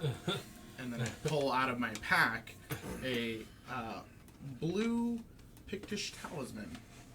Give it to her as a gift. For your hospitality. Where did you find this? something from Peter's collection. He said it would be appropriate to give as a gift. This is a mighty gift indeed.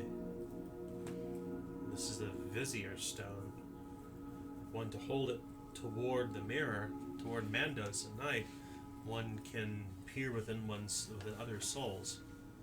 This has been lost to us for years.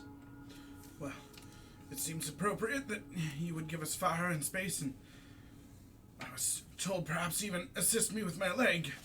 This seems such a small trinket that I can turn over to you. There's it belongs rightly with your people. There's another woman that is standing beside her, and she turns toward her and nods, and she quickly kind of flashes a sign with her hands, and she kind of wanders off really quickly at a pretty brisk speed.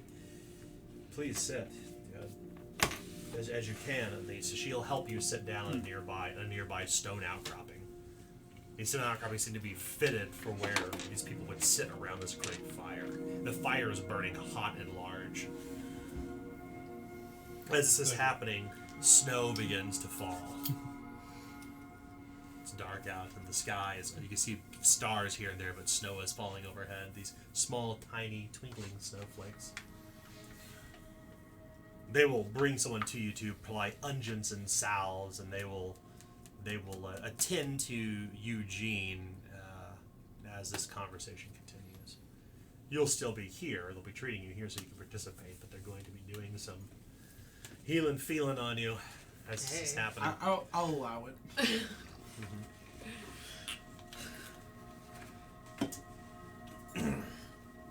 I'm surprised to see you so far from Durendal. I would not expect to find anyone from the Baroness's court here. She turns to Harper, as if perhaps she is the one that she only recognizes. Well, we were on our way back to Durendal from Landing or Kiltirian. And the Bridge City, yes. Yes, we're going back by means of the Axewater. And, well, we took some time in Stowe, because we had taken on some water with our ship, so it's getting repaired. And we heard of the plight of the people here in the forest fire. Yes. So we thought we would do what we could to help. I see. Well, you have inadvertently stumbled into a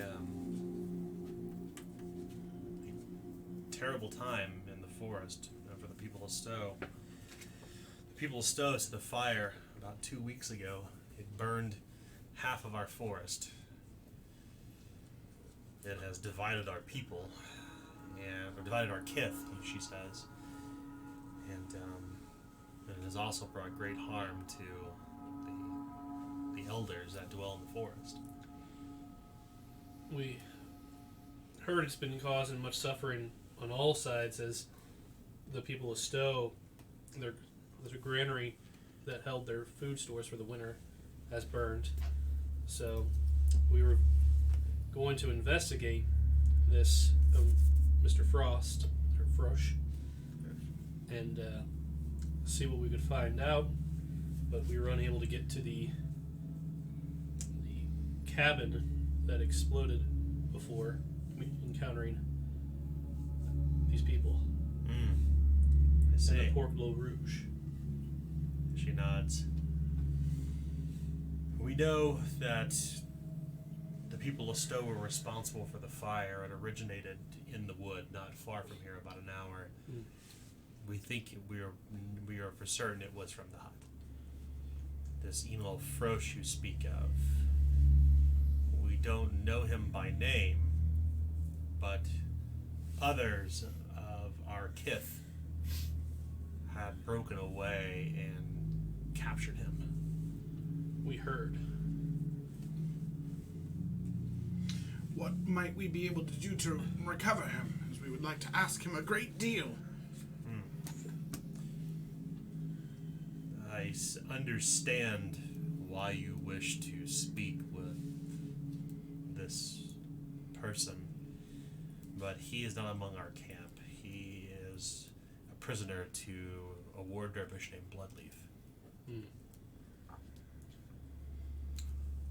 we were informed that Bloodleaf had him, but we were told to seek counsel with you on the best way to approach them, as we do not generally try to, as much as possible, resort to violence. Seems to find us a lot, though. But if that is what happens, then we are willing and able to protect ourselves. But we would like to bring this to some sort of peaceful conclusion, if possible. When it comes to the Eridane and to the Pictish, there has been little peace. What we have sussed here in Stowe has been a godsend. And the treaty we are working with the Baroness on, I hope will bring a greater peace in the place you call Rovane Girdle. Right. But I do not wish to risk any more of my kith's life to see this to its end. I cannot simply take you to Bloodleaf. Not without something in return.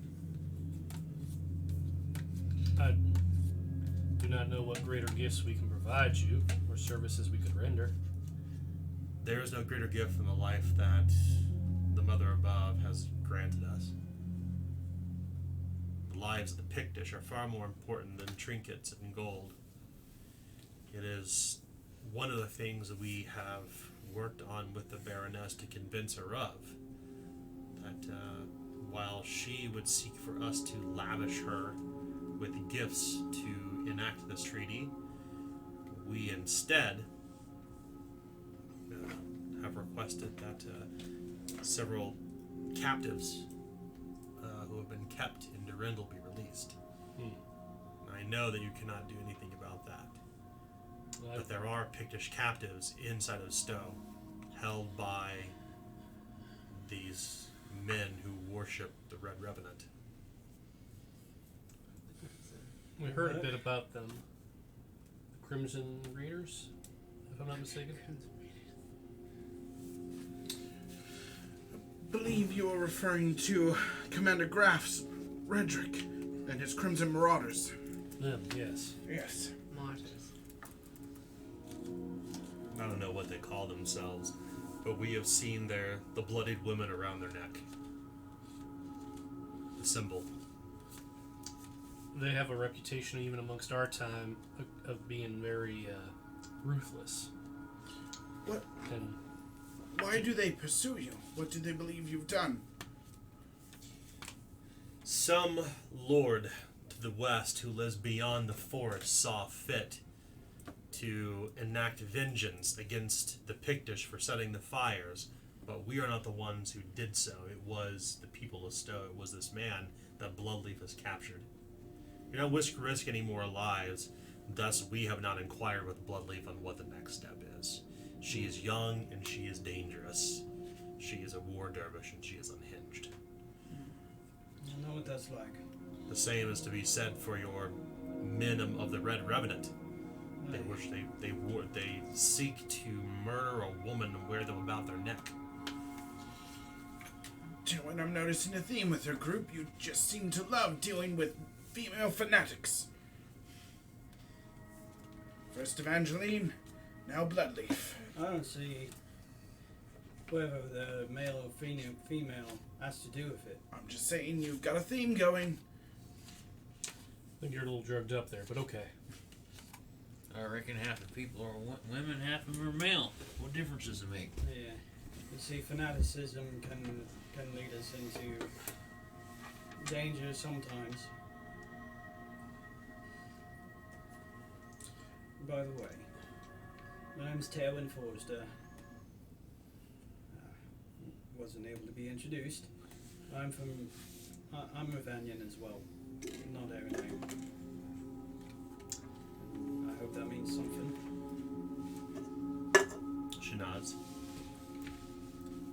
If we thought you to be a danger, you would not have. If we thought you to be a danger that could not be put down, we wouldn't have brought you to the camp. Well, you've got us dead right, so... You can see people in the shadows watching this exchange, And you've counted maybe 50, 60 Pictish here total, including children and the women. So these Crimson men, who all have they taken? How many? We know of 3. We don't know if they're alive or dead. So, if we can maybe see about getting your people back, maybe that would help to broker peace. I don't know about brokering peace, she says. But if you do this, I will take you to Bloodleaf. Then my next question. The relationship between Stowe and the Pictish has been sundered. The actions of this Emil you speak of is that responsibility is carried by his people, as it would be the same for us. That is our values. The relationship is sundered. There will be no peace. But I can take you to Bloodleaf if you bring our people back. There are 3 woodwalkers that were captured not too long back. Captured by these men who worship the Red Revenant. Bring them back, and I will take you to Bloodleaf. If the worst has happened and they are no longer alive, do you still wish us to bring back their bodies? They will molest the bodies and will not bury them in the fashion which has befitted our people if they have succumbed to injury. Mother willing, it has not happened. Right. Bring back their immortal husk, so we may raise them to the sky to the demiurge. Alright. Well, the way excuse me. My name's Warren Rhodes. I haven't introduced myself. But, the way I figured, them Crimson Marauders, they think that y'all Pictish did this burning. So, if we can make our ways up to that old hut, maybe we could find some sort of clue, evidence that proves that it wasn't you that did it. If we could bring that back to the Crimson Marauders, perhaps that'd convince them. Good idea. There's nothing left, he says. Nothing Or she at says. all? There was a literal hole in the ground, and the glade has been tainted. May I ask you something? What you might know of this? And I'm going to pull from my pack the dirt that was tainted and wrapped up. Does this mean anything to you? That earth has been tainted. Do you know by what? The fire. Was there something in the fire? We noticed a large amount of glass surrounding the granary. Many spirits were drawn forth from the other world in the flame. Other world? Did you see how violently the fire had spread? Did you see how quickly our forest burned? Now the earth will never grow again. It has been salted and tainted. It has been corrupted. Never known fire to do that. I thought something might have caused some sort of acceleration. Usually most animals are able to escape a fire of a forest, and we saw many burned. I still would like to see it, in case there's something that we may know or see that you may not have known or seen. She speaks to the woman beside her, and they share some hand exchanges for a moment. This hut you speak of is close to the Tainted Dale. If you go there, you will risk Bloodleaf's wrath, and she will not mince words. She will meet your words with swords and arrows. So she... War differences are not ones for diplomacy. They are not painted red, but they're not painted. They're not painted. They are painted people. Well, They're war dervishes. if we can't get no evidence, what do you think? What do you think, Terwin? Maybe we can get your affidavit saying that you didn't do it. We can take it before the elders of Stowe, and then they can parlay with the Crimson Marauders. I don't think we need an affidavit for that. But what they've told us, a hole in the earth where a hut used to be, that's pretty compelling. Everyone's heard explosions. We know that the source of the fire was the hut. Or even, I'm forgetting the family that had the house on the... Muller. Mullers. Even the Mullers said it was there. We can get the Mullers to say that if we need to. I guess that's the best we can do. Yeah. Hopefully it's enough. Enough for what? I Enough told to- you there will be no peace. Enough to convince them to let your people free. Is what I mean. If we can convince them that the fire started from the hut, which the man at the house that you met, well, that your people met us at, he can say that too. Who? Old man Muller. He said that the first explosion was near Emil's hut. And then the second was at his granary. If you think that will convince the people of Stowe, certainly. But do you think it will convince these people who worship the Red Revenant?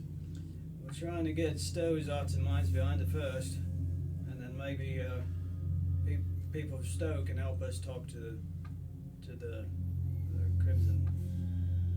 To be frank, they all seem scared shitless by those Crimson Wrists as well. So do you think that even if we were to somehow convince the town that somehow that they would be able to talk these men out of prisoners or out of this hatred that they have? It doesn't hurt us to try and talk it out. Right. It might. If they've got prisoners and these men are bloodthirsty. I'm not saying that it's not necessarily a good idea to try to get Stowe to understand that this was not their fault, but I've got a couple of this other. is times. I've got a couple of other ideas, but I wouldn't want to waste your time. But how we can handle the people in red. Where are they? Do you know? Stowe, she says. Just inside the town. They don't have a camp, particularly outside. She of it. shrugs. I We have believe, not been tracking their movements. We know they're in Stowe. I believe the River Warden said that they were just shortly outside town on the edges, the fringes. We can find them. But if they'd been tracking around here, it's possible we might have had the chance to find them outside of Stowe. That's all. Right, we can find them. The town. Well, I hope we can free your people for you. Do not hope. Do or do not. There's no try. Oh, sin. We will see what happens from that.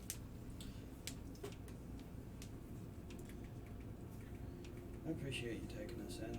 I appreciate you seeing through. Oh man, if it wasn't for him, the Mullers would be dead.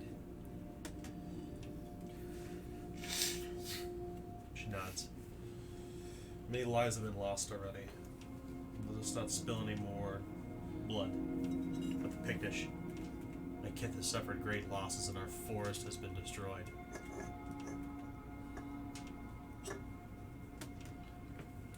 The echoes of this great calamity will be heard for years and will be waged upon the people of the West. Bloodleaf knows no bounds. Well, there goes our chance of improving for the Grossetters, Sir Warren. So you believe that there will be no way to convince them of peace between the folk and the people in Stowe? Could a penance be paid if it's ousted that the truth was not your fault? A penance, she says. Recompense, some sort of fee. We've spoken before that riches and gold have no meaning to us. Lives are more important, and lives have been lost. And not just the lives of the Pictish and of my kith, but the lives of this forest, the animals, the creatures, and the elders that have been slaughtered by the fire. There will be Stowe's relationship with the Pictish is over. Bloodleaf is gathering more and more among my kith as we speak. She brings more to her side who want to enact revenge. Might you know how many she has behind her now? Many more than are here in this camp. It has not taken long for her to stoke their hearts, to fill them with anger. Yeah. And it is not surprising. I, too, have considered this, and have not entirely ruled it out either.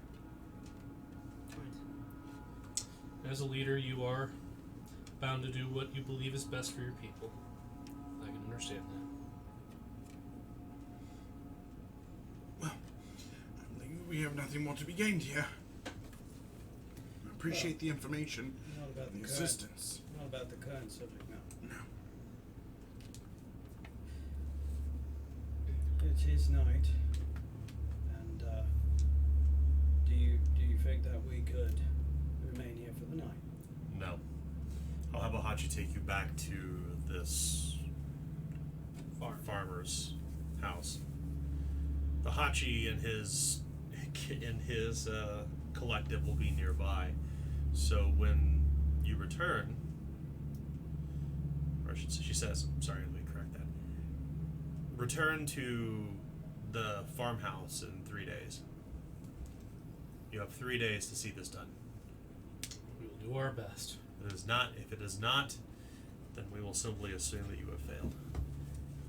And we cannot promise that Stowe will not face the wrath of the wood. I understand.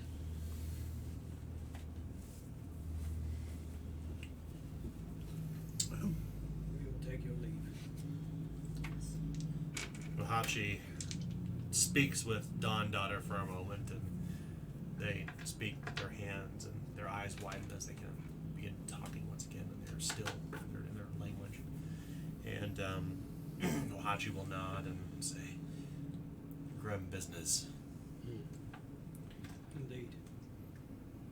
I'll blindfold you again." can we roll for my leg? In fact, no, because the Ohachi, who's the one who was treating you, says you have taken a tincture of opium. You can walk. Yes. There is nothing that we have the capabilities here to treat you with. Our animal mender was slain in the fire. Ah. Well, It's up to me then. appreciate it. He nods. Gonna be a long night. Ohachi will take you as far as he can to get you out of the camps and unblindfold you, and he will say, head east about a half hour, and you will find the farm. I'll ask him.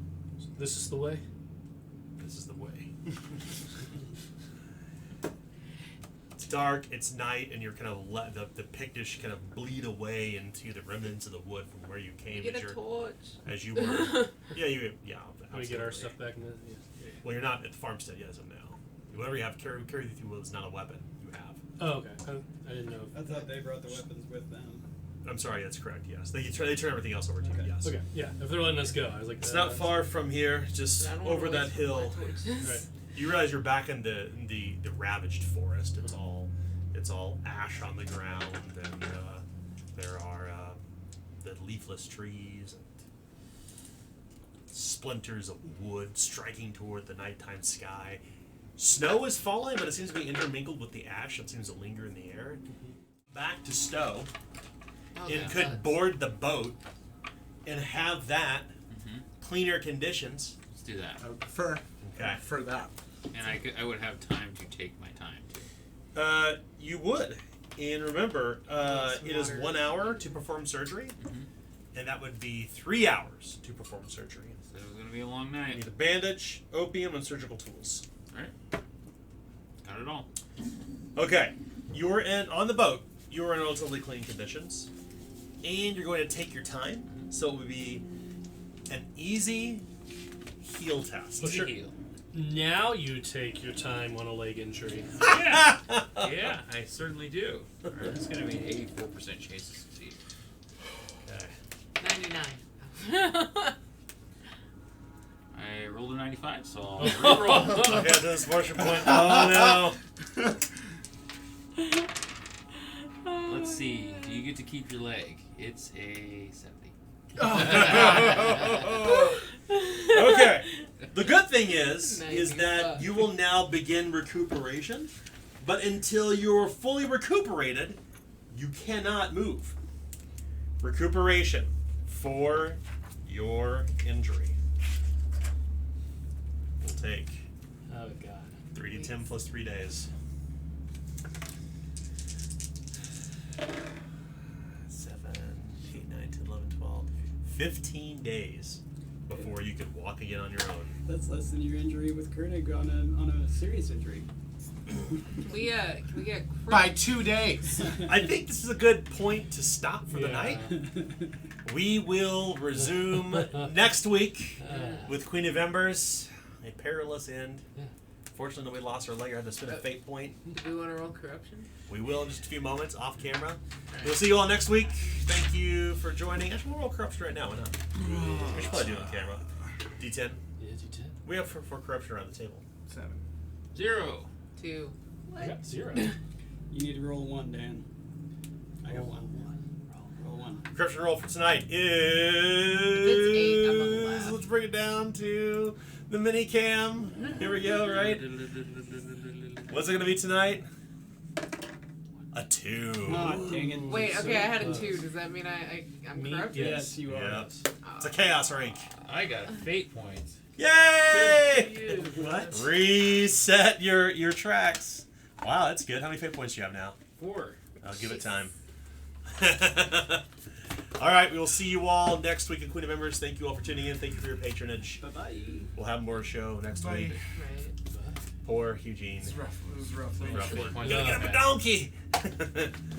All right, see you all next week. Bye. Bye. Bye. Now I'm chaos aligned.